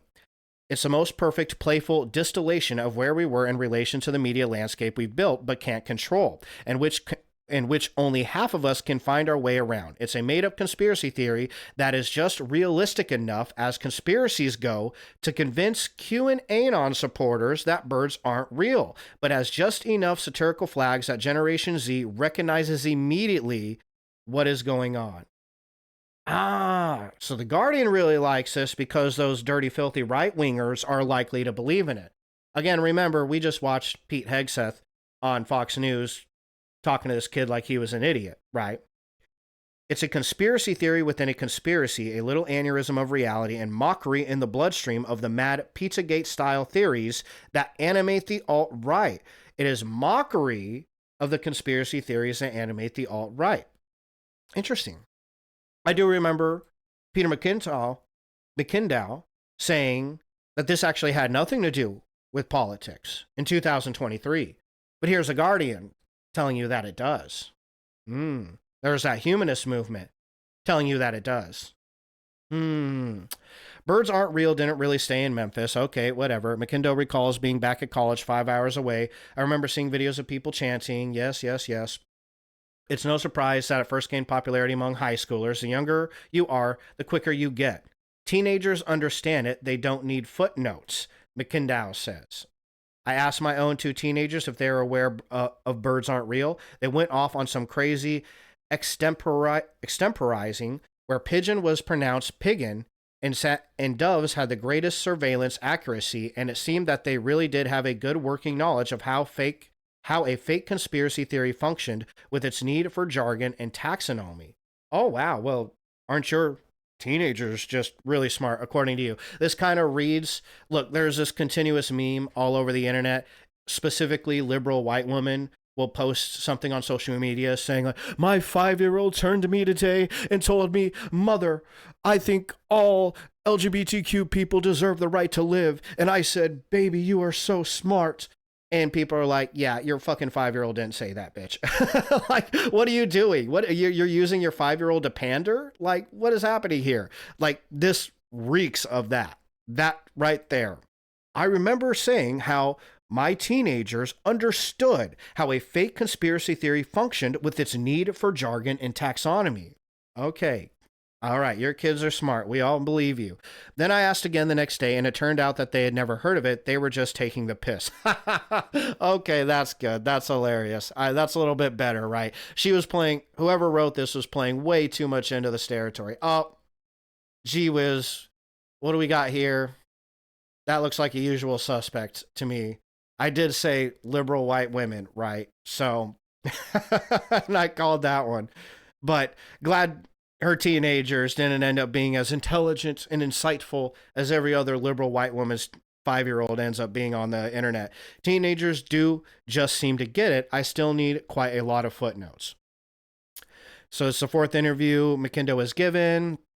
not his conspiracy theorist character. If you go looking for interviews with him on Spotify, you'll find him explaining to sub Rush Limbaugh local radio shock jocks in total seriousness how the CIA was explicitly founded to spy on the American public. These robot birds were their crowning achievement, listening to and watching everyone all the time. That's interesting. We do want to go back because I do have a Howard Stern interview with this guy that we need to watch.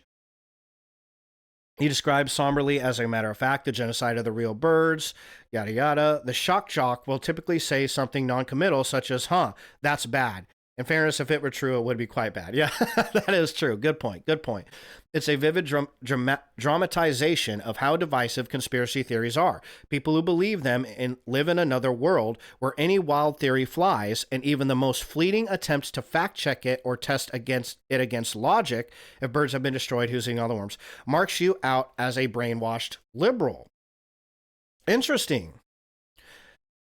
Wow. Okay, I do like that, connecting the fact-checking of a conspiracy theory to a liberal, right? Assuming that, meaning that if you believe in conspiracy theory, you must be a right-winger, right?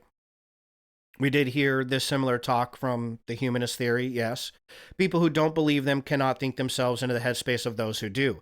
Then along comes a guy with the sign, and maybe he's not bridging this implacable divide, but he's certainly disrupting it. Remember, Peter McKindow was saying, I do want to bridge the divide. And again, to him, the divide was not liberals versus conservatives. That day of the Women's March, McKindow ad-libbed his conspiracy to whoever would listen. He had no plan. He was talking about robot birds, 1 minute, and Hillary Clinton. Okay, again, he never said anything about that. I was just saying things that were the funniest thing to me at the time. That's his quote. The rest was not. It was a character based on people I grew up around. I grew up in a rural, deeply conservative Arkansas in a homeschool environment. I had these intensely negative experience of it. Wow. He sounded like, again, even over here, the interviewer was saying, geez, it sounded like you had a really good experience growing up. People were giving you books and teaching you how to think constructively about things. I'm not a conservative person. At a very young age, I became more of an observer than a participant, which created a real loneliness from an ideological standpoint. Until he could drive, McKindow's entire life was at home, homeschool cooperatives run by the church, and church. He knew no one who didn't believe exactly the same thing. Well, that's not true because he had Muslim neighbors, right? Even though everything is an echo chamber, he says, the ideas in these homeschool communities are bad echoes. I'm sure that there are beautiful Christian communities that are doing good things somewhere. I'm not trying to bash spirituality, but from my experience, the deep fundamentalist communities that I was in have caused way more harm, and I have seen pure evil coming from them. Interesting. Wow. Because it sounded over here that he asked his conservative parents about the Muslims that he lives next to, and they said, oh, they believe in their God and we believe in ours. Didn't sound like anything harmful there. Interesting, Peter. As his movement grows, though, he started to think that maybe that kind of schooling made him more independent-minded, even though it emphatically didn't intend to. It creates a different relationship with the world. I wasn't involved in normal cultural settings. I was barred from a lot of traditional media. I didn't go to school. It definitely creates a different type of thinking, which can be in some ways more free and exploratory. He also draws a tentative line between faith and conspiracy theory. The Christian worldview is really just about how you're determining truth. Where are you getting truth from? What is your relationship with truth? For the Christian, your foundational relationship with the truth is determined by faith. Its definition is that you can't argue with it or interrogate it. Okay, interesting. That mindset, plus the religious yearning for one single theory that explains everything, really softens up the brain. That mindset really softens up the brain. Interesting. I do like how we're talking about religion here. Okay, for the record, I'm not a religious person. Okay, not very much. I know I have Christians in my family who are very awesome people. I have a friend from wrestling that's Muslim, who's a super fucking awesome guy. One of my best friends is Catholic, okay? And I mean, I have friends who are atheists. I've had friends who are Jewish. You know, I personally don't have anything against any one individual religion. Again, I'm just not a very religious person, but we don't need to get into that. But interesting how the left-leaning Guardian isn't talking about religion. They're just talking about exclusively Christianity. I don't think that's interesting to anybody who's paying attention, but that mindset plus the religious yearning softens up the brain. These are my words, not his, for conspiracy theories which meet the same need. I think there is an actual concrete example of this journey from fundamentalist Christianity to QAnon. Okay, yes. The pedophile element of QAnon, where Hillary Clinton and a huge global web of powerful liberals are abusing children and keeping them in tunnels, sounds completely unhinged. But if you've been vehemently anti-abortion on faith grounds for years, then, to your mind, feminists and other liberals are already in favor of murdering children. Well, I mean, fair enough. Yes, they do definitely believe that feminists, and liberals are in favor of murdering children. I mean, as far as I'm aware, they do believe that. But here's this connection to QAnon. Again, if you looked at any of my conspiracy theory streams, this is a continuous thing that you will run into. Every conspiracy theory I research, the media, like The Guardian, is attaching it to QAnon in an attempt to get you to not believe in it, which according to Mr. Peter over here is what he thinks is the exact reason why people continue to believe in it. So she keeps going on. We might continue reading, but it's more of the same shit. Oh, excuse me. It's more of the same. Republicans bad. This kid's making fun of Republicans. Isn't he awesome? Okay, let's go over here. She did talk about shot jocks interviewing Peter. Okay, we're going to watch this in a minute. Let's go over here to the rant screen because I got a rant. So this is the reason that I wanted to bring this up for a Conspiracy Theory Thursday. It's not a conspiracy theory. If you did think it was a conspiracy theory, now you know it isn't. Okay. And most of you probably never heard of it. Again, I've never heard of this. That doesn't mean that it wasn't a thing, obviously. But I have one person in my life that is heavy into conspiracy theories, and he knew that this was all silly or whatever. Again, he thought, oh yeah, there's people who believe that and they're weird. But again, somebody's telling you, oh, I believe this. I'm going to say, okay, then you're weird. Like, I'm not going to sit and pretend oh, but what is the chance that you don't actually believe? I don't care about, no, I don't give a shit what you believe in, bro. It's weird that you believe in that, but you believe in whatever you want to believe in, right? But this is the reason why I brought this up, okay? I wanted you to hear from Peter in his own interviews, 2 separate interviews that we watched, how he came about with this movement, okay?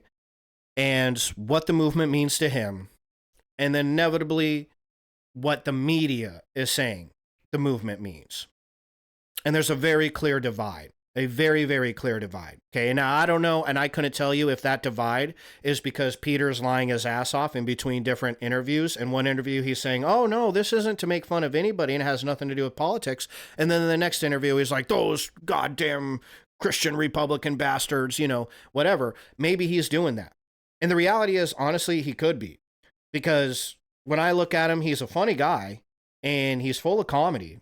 I mean, he's a very good comedian. I think he's hilarious in his interviews, man. But he's very clearly willing to do anything to get a viral moment. It's not unfeasible to think that this kid is very willing to say whatever an interviewer wants him to say for the sake of getting his article or his viral moment, right? Okay. So that right there is a very interesting tidbit, okay? And that's why I wanted to put this up here. Some way or another, somebody's lying, okay? If the media is saying, hey, again, what we keep coming across is specifically this divide between liberal and conservatives. Conservatives are all people who believe in conspiracy theorists and conspiracy theories. Again, out of all my friends and family, most of them aren't conservatives. And they all wanted me to talk about conspiracy theories. Almost every single one of them. This divide that the media is saying exists, I've never seen it. I am not seeing this divide where every conspiracy theorist is a QAnon member and some fat guy sitting in his basement, all smelly and shit, eating his Cheetos, reading up on every conspiracy theory that exists. What I'm seeing is most people who talk about conspiracy theories are like regular people. And they're creating what I'm seeing through every conspiracy theory I research in their own articles is them continuing to push this narrative that if you believe in conspiracies, you're a QAnon, fundamentalist, Christian psychopath who is a dangerous person. and you are spreading misinformation and you are bad. And funny enough, Peter himself actually points out how that's probably a very wrong way to treat people who believe in conspiracy theories. I will tell you, I myself am not a huge conspiracy theorist. I don't care if any of this shit is true or not, but it definitely annoys me how these the mainstream media talks about this stuff, because I don't want this stupid bitch's opinion on QAnon or Republicans or any of this shit. I don't give a fuck about your opinion on any of this, lady. You know what I'm saying? What I want your opinion on it, what I want is the facts. You're a journalist. Just give me the facts. And you can take your opinion and shove it up your ass. Everybody has one of those. Yours isn't more important to me than anybody else's. I just want you to tell me what are the facts on something. And when I go to research conspiracy theories, all I get is I'll get facts sometimes. Sometimes those facts are actually copied. Again, we went over this at another conspiracy theory stream that I did, the Titanic one, I believe. No, we did it on the Titanic one, and then we did it again on the adrenochrome one. In both streams, I showed you how we had multiple articles that were copied from each other. Multiple different journalists had copied each other's articles to disprove this conspiracy theory. And when you're seeing shit like this, it's like, I mean, that doesn't say a whole lot for the idea of you being factual. Like, you're literally like just copying other people's work, which is crazy. But again, they're all painting this narrative, and it's a narrative that I'm not seeing. And whenever I try to look up facts, that's what I get, is your opinion on these people who believe it. And it's like, I don't care. I don't care that your opinion of these people who believe the Titanic was sunk by JP Morgan are a bunch of assholes. You can think that. That's fine. I don't care. But I just don't give a fuck that your opinion is that. I'm not reading your fucking article to hear what you think about shit. You're not that important. You're a journalist. What makes you important is the fact that you go out and find facts. And if you can't do that, then I don't give a fuck I'm not going to read your fucking journalism. I'm not here for your opinion. I'm here for you to get the facts and tell me what those are. And if you can't do that, then you lose all importance. You as a person are not important for any other reason other than that. I'm sure you're important to your mom and your dad and, your wife, your kids, whatever, and that's great. But to me, you don't mean anything. I got my own people in my life that are important to me, right? But you ain't. Your opinion on this means nothing. So we keep running into that, okay? And it's just really interesting how we even have the founder of this movement talking about how this isn't political, and suddenly here is conveniently the mainstream media, conveniently people on the left. We even had it in that, what was it called? The Humanist something or another. I just pulled that one up because I thought they were going to make fun of Fox News, like Fox News believed in it. Even they turned it into this political thing. And that's just very interesting that even the founder of this movement says this was never meant to be political. And here you are having the mainstream media turn this into something political. Okay. That's interesting. And I just wanted to make a big, important note of that somewhere along the line, somebody's lying. The media, the mainstream media is either flat ass lying to you, or Peter is lying to them and they're posting his lies as if it's true. In one sense, NPR is telling you, oh, he was just having fun at a protest. And then The Guardian posts the other thing he says, which is, oh yeah, no, I specifically did it to own the angry white men, right? Which really doesn't sound like anything he said in the last two interviews that we read with him. He didn't say nothing like that. He didn't sound like he was anything. He sounded like a college kid who thought this was entertaining, right? So it is what it is. I don't know who's lying, but in either case, either the media is lying or the media is posting this dude lying and telling you that it's the truth. But one way or another, that's just an important note to make when it comes to conspiracy theorists, that we have an entire narrative here that the news media is pushing for very, very hard. And this conspiracy theory itself has so many layers to it because it's that satire movement, and I love that. But one of the layers that's coming out of this is how the news media will paint a bullshit narrative to get you to try to stop believing in conspiracy theories. How they're turning this satire movement into a political statement against Republicans when the founder himself isn't saying this. So that's very interesting to point out. Okay. I don't like that. Okay. I'm not conservative. For most of my life, I was closer to being on the liberal side of the spectrum, And nowadays I found myself as an independent, and it's because of shit like this. this bullshit with the Guardian right here. I don't know if it's Peter who's bullshitting the Guardian or it's the Guardian who's bullshitting us, but somebody's bullshitting over here. And the only fucking reason I'm reading anything from a journalist is to get the facts. Not bullshit, not her opinion, not a cute little story about how intelligent her teenagers are. I don't give a fuck about none of that shit. None of that shit makes you important. What makes you important is you give me the facts. And right here, Zoe Williams, you failed at giving me the facts. Either you believed Peter, who was lying his ass off to you and has told people completely different things than what he told you, and he's a little fucking liar, or you're rewriting what he said and you're a fucking liar. But some of you are lying. Okay. Now, she did bring up the shock jock, and I did think it was kind of funny. What did she say here? She said, explaining to sub-Rush Limbaugh local radio shock jocks. You will find him explaining to sub-Rush Limbaugh. I don't know what that means, sub-Rush Limbaugh. Again, Rush Limbaugh was a conservative. I'm assuming this is her trying to attach this to conservative people. And I give to you the shock jock, the only shock jock radio show that I can find that he was ever on, Howard Stern, which is not a conservative. He is a liberal. So let's see what he has to say about this, right? Okay. This guy's on the phone, Peter, the Birds Aren't Real guy. Have you heard about this? Birds aren't real. He started a movement called Birds Aren't Real. The movement, you'll love this, Robin, is based on the conspiracy theory that the United States government killed and replaced 12 billion birds with robot spy drones. Oh, my God. There's so many weird... That's most people's response, right? That was my response when I first heard it. That's going to be most people's response. Fucking conspiracy theories. He thought it'd be funny to go in there with a big sign that says birds aren't real. Because what were the kind of signs you were seeing? Oh, I mean, the signs were nuts. There's these people out post-election, out in the streets, it's a chaotic time. Everyone's feeling the madness pretty hardcore.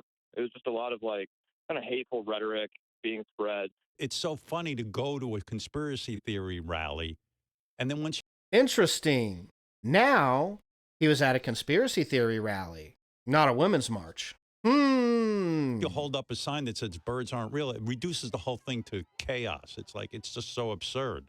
It was sort of this idea of, like, holding up a mirror to the lunacy, sort of diffusing the situation non-aggressively through comedy. For a while, were people quoting it and saying birds aren't real is real? Like, were there enough idiots going along with it?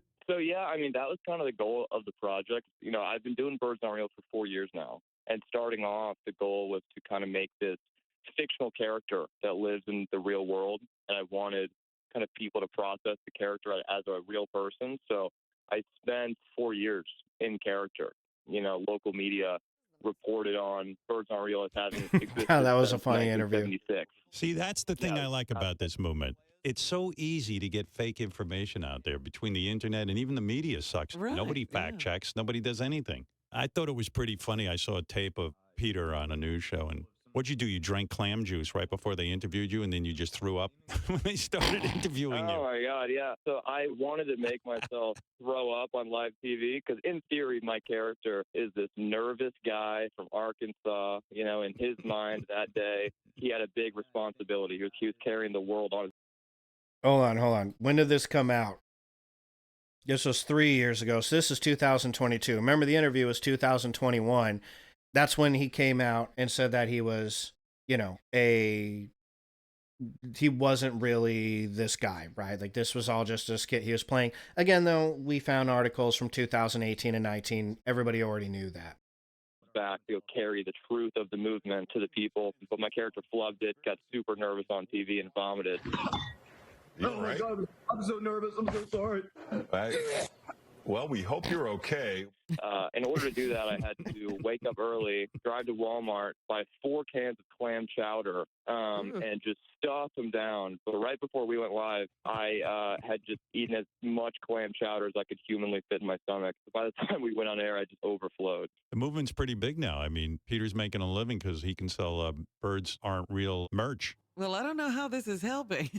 It's the most important movement on the face of the earth, some may say. I'm hoping that some people will see the Birds Aren't Real movement and say, wait a second, maybe we should look into some of the stupid shit that we believe. Yeah, you're hoping, but you don't see it happening. You can't show me people Well, who no, are I now don't have giving proof. up on their theories. That's my point. I can't show them to you, but I've met them. They won't come on the air. It is work. Peter's movement is working. I'm convinced of it.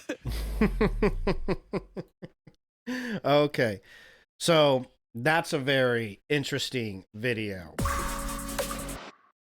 Very interesting. So when he's talking to Howard Stern, there's no movement march, no women's march. Okay. And let's see, what did he say in NPR? He didn't say nothing about a women's march. I don't think over here neither. So yeah, it was after Trump got elected. It was a women's march. He did say that. So over here, it's a women's march. On Howard Stern's show, it's a conspiracy theory rally. I don't even know what that is, but I guess that's a thing. Okay. Interesting.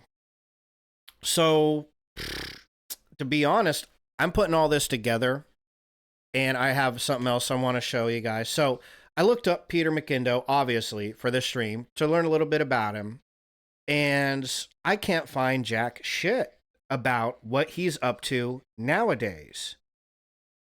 Very little. What I did find was an Instagram thing here where get out my face. He just had a kid. He had gotten married and just had a kid. So it kind of sounds like he had gotten out of the limelight to have a kid, which is pretty awesome. That's great. That's super awesome. Okay. I don't know if that's his kid, but no, you can't log in, whatever. So yeah, he hasn't been up to a lot lately. It does sound like he has taken some time off to do whatever, whether that's getting married or having a kids or whatever it is. He's taking some time off. Okay, hasn't been around in the limelight for a while. And let's see here. Oh, yes. Okay.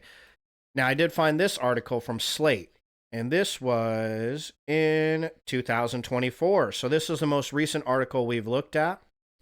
And it goes through his movement, all that good stuff. But this is where I wanted to start. So let's start here.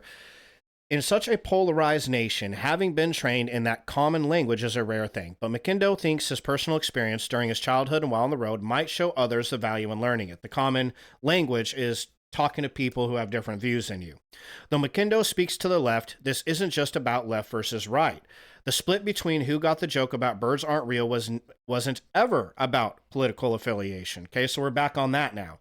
Mostly McKindow sees a massive generational divide in how people react to the bit. I think for people who didn't grow up with the internet, they see and they assume that it is real. McKindow said of the Birds Aren't Real movement. Anyone from Gen Z sees the idea and pretty much immediately assumes it's a joke. So again, though, what they're assuming is real is the movement. That's what I'm getting from this. It's hard to parcel it out because it kind of flip-flops. At some points, he's talking like, oh no, I'm trying to convince people that birds actually aren't real. And then it's, oh no, I'm trying to convince people that the movement is real. And it's like, who gives a fuck if you convince people the movement is real? What does that mean? That you've convinced everybody that you're one of 1,000 dumbasses in the world that believes in something stupid? You know what I'm saying? Like, I'm not sure what the point of that would really necessarily be. But that's what, I don't know what he's saying here. He's saying one or the other. But he's saying anyone from Gen Z sees the idea and pretty much assumes it's a joke, either that it's not a real movement. I mean, because here's the thing, is it is a movement. If all of you are doing it, it's a movement. You can say the movement is satire in itself because you're not really a movement, but you are a movement. But you just don't believe that the birds aren't actually real, right? So, okay, fair enough.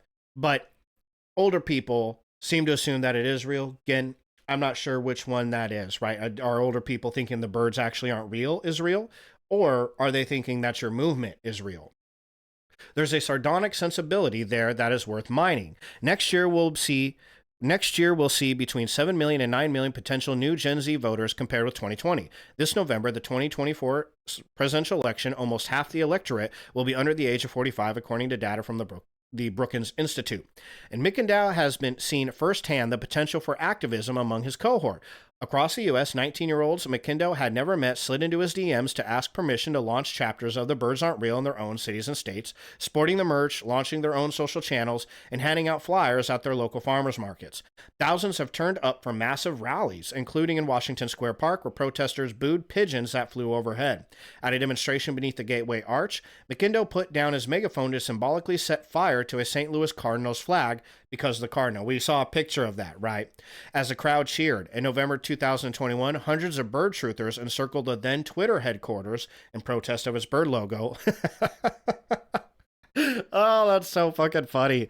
Marching around the structure 3 times as if it were Jericho in an attempt to get the building to crumble down, McKindo said. One has to wonder, did they succeed? In July, when Elon Musk rebranded Twitter as X, he posted to the newly deplumed platform, "I knew birds weren't real." Interesting.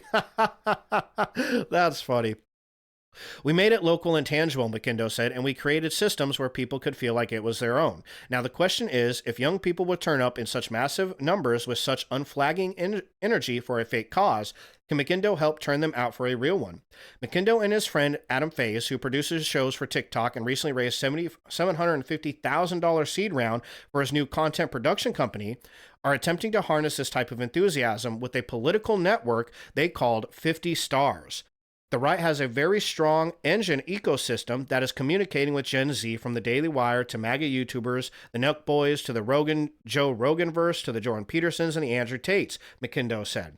Not Fox News commentators, but comedians, fitness influencers, and lowly podcasters are influencing the future of the right more than anyone, he said. The left doesn't have anything comparable. Interesting. What 50 Stars will be is a little bit nebulous. Perhaps a consultancy, perhaps a digital media channel for TikTok shows like the ones Faze produces. I mean, I'm going to be honest, everything that this kid kind of does is nebulous, yeah. It will certainly be some kind of organizing tool. Birds Aren't Real has already become that. Last March, along with Faze collaborator Ari Kagan, the young men pushed their followers to take over Truth Social, Trump's social media network, rallying thousands of TikTok followers to get the hashtag DeSantis 2024 trending in order to taunt the former president close to the time of his arrest in New York City. The Birds Aren't Real activists have been known to flash mob anti-abortion rallies and other right-wing demonstrations. Often they show up not to counter-protest, but to delegitimize actual political radicals by marching alongside of them. Interesting. This is a very different turnaround, isn't it? So in 2023, Peter McKindow goes from saying, oh, no, none of this is political. Here in 2024, he has Birds Aren't Real is purposely marching with people on the right to delegitimize what those people on the right are saying. That's kind of crazy. Over here, he's talking about, geez, we should give people the benefit of the doubt when they believe in conspiracy theories. Over here, it sounds, well, what Slate is saying, Slate is, again, a far left news media, is saying is they're actually out there marching alongside of right-wingers to make them look stupid. Last year, 50 Stars worked with Che Osei, a 26-year-old council member representing parts of Brooklyn, to amplify the impact of Osei's work to minimize rent increases in his district. I basically just kind of, made sure he had a megaphone, made sure people were equipped with signs of a pop-up rally, making sure we have people RSVP and we're following up with a newsletter, just like really organizing something, McKindo said. It had a real effect. The usual constituent turnout is almost none, according to an official familiar with these types of meetings. But after hearing about it, largely via Instagram and TikTok, nearly 1,000 people turned up for the Rent Guidelines Board meeting, Osei reported via his social media at the time. The line was just wrapped around the block, around multiple blocks of people waiting to enter, the building spilling out with people with every seat taken, and so they had a really good turnout. Before the meeting, the board had proposed increases of as much as 16%. After the resounding show of dissent, the numbers ultimately landed at 3%. Okay, so it sounds like they got what they wanted. In other words, McKindow's tactics can help politicians get results. I think a lot of my generation feels disaffected, McKindow said, and campaigns and movements full of amorphous messaging in which young people always seem to be giving to something that never gives anything back don't help. 2024 has been called a Groundhog Day for disillusioned young voters. I have never heard anybody say that, but the next presidential election could hinge on the turnout of young people, and Birds Aren't Real could be a case study in getting them involved. I'm so excited about and hopeful for the future, McKindow said. I can apply more of these ideas to things that are real public sphere. Well, that didn't really seem to happen. Here's his TED Talk. And here is the Birds Aren't Real YouTube channel. I'll link all that in the description to the video. If you're on YouTube, you'll get the Birds Aren't Real YouTube channel. And we went over almost most of these. I mean, these are all a lot of cut up bits and pieces that we'd seen. Here's, that these 3 interviews all down here we've seen. Then we got shorter clips. But most of this, nothing has been posted this since 3 years, is the last time anything was posted to this channel. But still, you have it. And then I'll link his TED Talk down here too. It really seems like his TED Talk was specifically around the idea of accepting what he was kind of talking about with the NPR video, right? Let's see. He gave this TED Talk in 2023. So this is December 2023. NPR did this same time, December 8th. Okay. So let's see. We'll watch a little bit of this here in a minute. I did want to go down to this. So this is that grunge article again. Could Birds Aren't Real accidentally exacerbate the problems it pokes fun at? One criticism levied at the Birds Aren't Real movement is the possibility of it backfiring, and instead of poking fun at the idea of conspiracy theories and misinformation, it inadvertently makes things worse. Shades of that are noticeable with the satirical movement founders meeting people who truly believe that birds are now nothing more than robotic surveillance devices. During an interview with The Guardian, Peter McIndoe admitted that sometimes the Fox conspiracy theory is embraced by the wrong people, or perhaps the right people, I'll be in the wrong way. Real conspiracy theorists will approach me like I'm their brother, like I'm part of their team. They will start spouting hateful rhetoric and racist ideas because they feel as if I'm safe. Interesting how conspiracy theorists are now suddenly racist. Wow. Very different than what he was saying over here, right? About how to accept conspiracy theorists, not call them things like racist. Kind of interesting. However, McIndoe has also noted that other real-life conspiracy theories have gone one level deeper by choosing to believe that Birds Aren't Real is a conspiracy theory set up by the CIA to try to discredit conspiracy theorists. They think Birds Aren't Real is a CIA psyop. They think that we are the CIA. We're put out there as a weapon against conspiracy theorists. Interesting. Okay, so wanted to touch on that. Couple things I wanted to say. Let's pop back over to the rant screen. So I gave you the Slate article to show you that what Peter McIndoe has been doing recently, as much as we know, is political stuff. And according to the Slate article, and according to what he said at the Slate article, he seems to be a lot more politically aligned than he's seen in other articles that we saw him in, right? Seems to have much more of a political shift there, where now suddenly his movement is being used for political purposes. Okay. And we've seen that in the Guardian article too, where now suddenly his story had changed about why he had started this movement. At first it started as a funny joke because there's a bunch of people doing crazy stuff at a women's rally, and he thought it would diffuse the situation. Then it turned into there was angry white men that didn't deserve to be there, and I wanted to do something about that.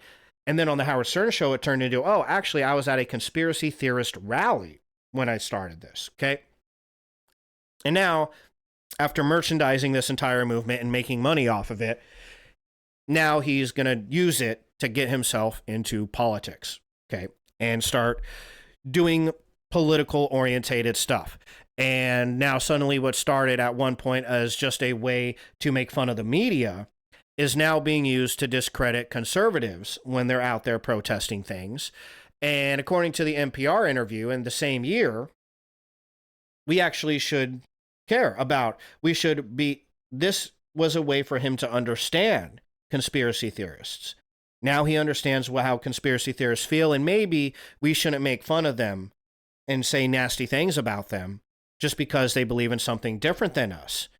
Okay, but then there he is less than a year later saying, oh, no, yeah, they're all racist. They come up to me and they say racist things because they think I'm safe. Okay, interesting.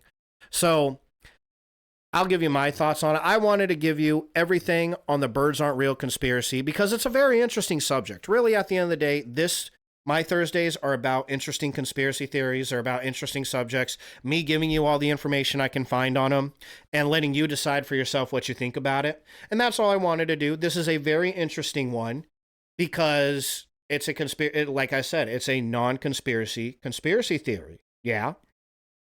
So, and I kind of like that. At first, when reading about this, I was like, hey, I kind of like this kid. He's funny. Can't take that away from him. This kid is pretty funny. The puking on live TV was a bit childish and moronic, and I don't think that was particularly funny.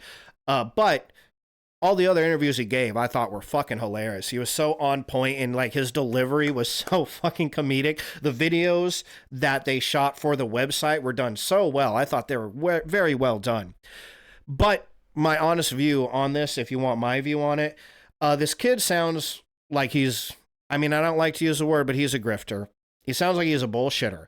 Either that or the media is twisting everything he's saying into being something that is completely not. But we've seen, and I've shown you multiple times now, how this movement has stood for different things, was meant to accomplish different things, and how drastically opposite from each other those things have become in just the span of 1 or 2 years of him doing interviews on it. You know, what it seems like to me, though, is this kid did something. He had a moment in his life where he saw a whole bunch of people there, thought was smart enough to say, hey, this is my moment. If I could capture some attention, I can make a moment out of this. And then he did. He captured people's attention and ran with it, turned that into a way for him to make money, ran with that as long as he possibly could, long past the point that I think it meant anything, but created a meaning to his movement so people felt like there was something there. The meaning to his movement has swapped from interview to interview to interview. Okay, we've seen this multiple times. Or at one point, the media, the meaning was to dupe the media. Okay, then no, the meaning was to say something about conspiracy theorists. Okay, then no, the meaning was to say something about people on the right. Okay, so it just keeps on switching with this kid. What the whole point of it was, right? And it either switches with him or switching with the people who are writing about it. But somebody continues to switch what the actual meaning is of the movement. And now where it has landed is the movement is being used as a tool by the mainstream media to discredit anybody who believes in conspiracy theories. Right now, as far as being like a CIA thing, like, okay, whatever. But, you know, that's as funny as the birds aren't real. But it most certainly, I mean, there is no conspiracy theory. It's what it is. The mainstream media, again, I've seen it multiple times, over and over and over again. You can go look it up yourself. Whenever the media writes about a conspiracy theory, they're constantly attaching it to QAnon. They're constantly attaching it to the alt-right. They're constantly attaching it to unsavory people for the purpose of you not believing in it, instead of just giving you the facts and saying, here's the facts, okay? This is why you could believe in it. This is why you couldn't believe in it. Here's what the people who do believe in it are saying. Here's what the people who don't believe in it are saying. Some places do that. Most of the mainstream media does not. Most of the mainstream media seems to have some very wild connection that they've made in their own head that every single conspiracy theory is a Republican-made thing or a right-wing thing, and thus we, the left wing, need to fight against it, which is fucking wild. Because again, most of the conspiracy theorists I know are not right wing. I don't understand where this is coming from or why it's a thing. I understand where in the QAnon shit came from, because that's definitely right wing, the whole Pizzagate thing for sure. But the idea that every single conspiracy theory out there is right-wing is silly. That's craziness. Not even a remote thing at all. And now this movement is being used for specifically that. It's being used to say, haha, look at the Republicans who believe in all these stupid conspiracy theories. And then again, we had him on Fox News. We watched the interview with him on Fox News where Fox News is looking at him like he's crazy. And then in some weird twist that I'm not understanding as fully yet, we have the left-wing, what was that guy's name, saying, Fox News fell for it. They think he really believes it. And it's like, what? That's the joke? That he's acting like a douchebag that believes in a silly fucking conspiracy theory? And we're all supposed to be like, oh, you're not really an idiot that believes in a conspiracy theory. That's so funny. Like, what? Like, no, dude, who gives a fuck if he's an idiot that believes in a conspiracy theory? If he believes in this conspiracy theory, yeah, it's weird, but who cares? You know, everybody's looking at you like you're the moron. And turning that around to like, well, actually, the joke's on you because I'm not a moron, is like, wait, what? That's the joke? That's what is going on here? Oh, okay. So the thing is yeah, this kid, I think he grabbed onto this movement, found a way to make some money, attached a lot of meanings to it. We're seeing meanings that contradict each other throughout all these different interviews. And ultimately, it fizzled out. And now he's using his talents for, gathering people, his talents for doing silly things on camera, like puking or saying the birds aren't real or whatever, to try to get into politics now. And that's going to be his next stage in life. Now his politics are, oh yeah, right wing's bad. Conspiracy theorists are all racist, that say racist things to me, all that good stuff. Okay. So yeah, at the end of the day, the idea that this movement is some sort of satirical take on the birds aren't real, I'm not even sure if I believe that, to be honest with you. I honestly believe this is just a kid who was smart, who made a movement and used the movement to didn't mean to, or hope that this would happen, and it did happen, but used it to make money. And then now it's fizzled out. I mean, again, he played it way past the point that it fizzled out. We have interviews of people in 2018 and 2019 telling him, this is satirical, right? Like, again, that's the thing. It's like, you can sit here, the Pete Hegseth guy takes him seriously and treats him like he's an idiot. And everybody says, Pete Hegseth fell for the joke. Well, the other media was sitting there telling him, hey, this is satirical, right? And he gets offended and keeps saying no and keeps playing the character. And they're like, okay, so we call you out on you being satirical and you pretend like it's not a thing. We call you an idiot when we think you actually believe this, and now you're pretending like that's the big joke. It sounds like a kid who is just a bullshitter. He's a performance artist. He is a bullshitter. He's a comedian. He bullshitted his way through this, continued to bullshit through it long past the point that it ever became a thing. I don't believe with the Guardian lady when she says that young high school people are so intelligent that they automatically knew everything that this was. I'm sorry, I don't, because I was in high school. I remember what high schoolers were like. I remember being a high schooler. Sorry to all you people out there who are high schoolers, but high schoolers are stupid. Sorry, dude, but y'all don't know enough about the world. I didn't. I thought I did. And that's the most dangerous thing about you when you're in high school is you really do think you know a lot about the fucking world. And you just don't. Nobody that I knew in high school nobody was wise. Okay. So the idea that all of these high schoolers are so fucking intelligent that they just automatically get what this movement's about, I don't think they do. I mean, we heard from one lady in the movement who said that this movement is about something completely different than what the leader said. But granted, Peter McKindow, the person who started the movement, has changed what the movement meant multiple times in multiple different interviews. I don't think he knows what the fuck the movement is about. I don't think he fucking cares. The movement was a way for him to make money and get his name out there and get famous so he could go on and do something else with his life now. It sounds like he's got a content creation business that he's getting involved in. That's his new thing. They're going to start doing political stuff. That's their new thing. Again, none of this was meant to be political a year ago. A year later, oh, now it's all political. Okay, again, he's changed perspective again, over and over again now. Look, this dude's just a performer. The world's full of people who are trying to get famous, because the thing is, in America, when you get famous, you can do a lot with that. You can make, if people know who you are, you can brand yourself, you can make a lot of money with that. And I think that's what he set out to do. He did it. Congratulations to him, because he did a very good job at it.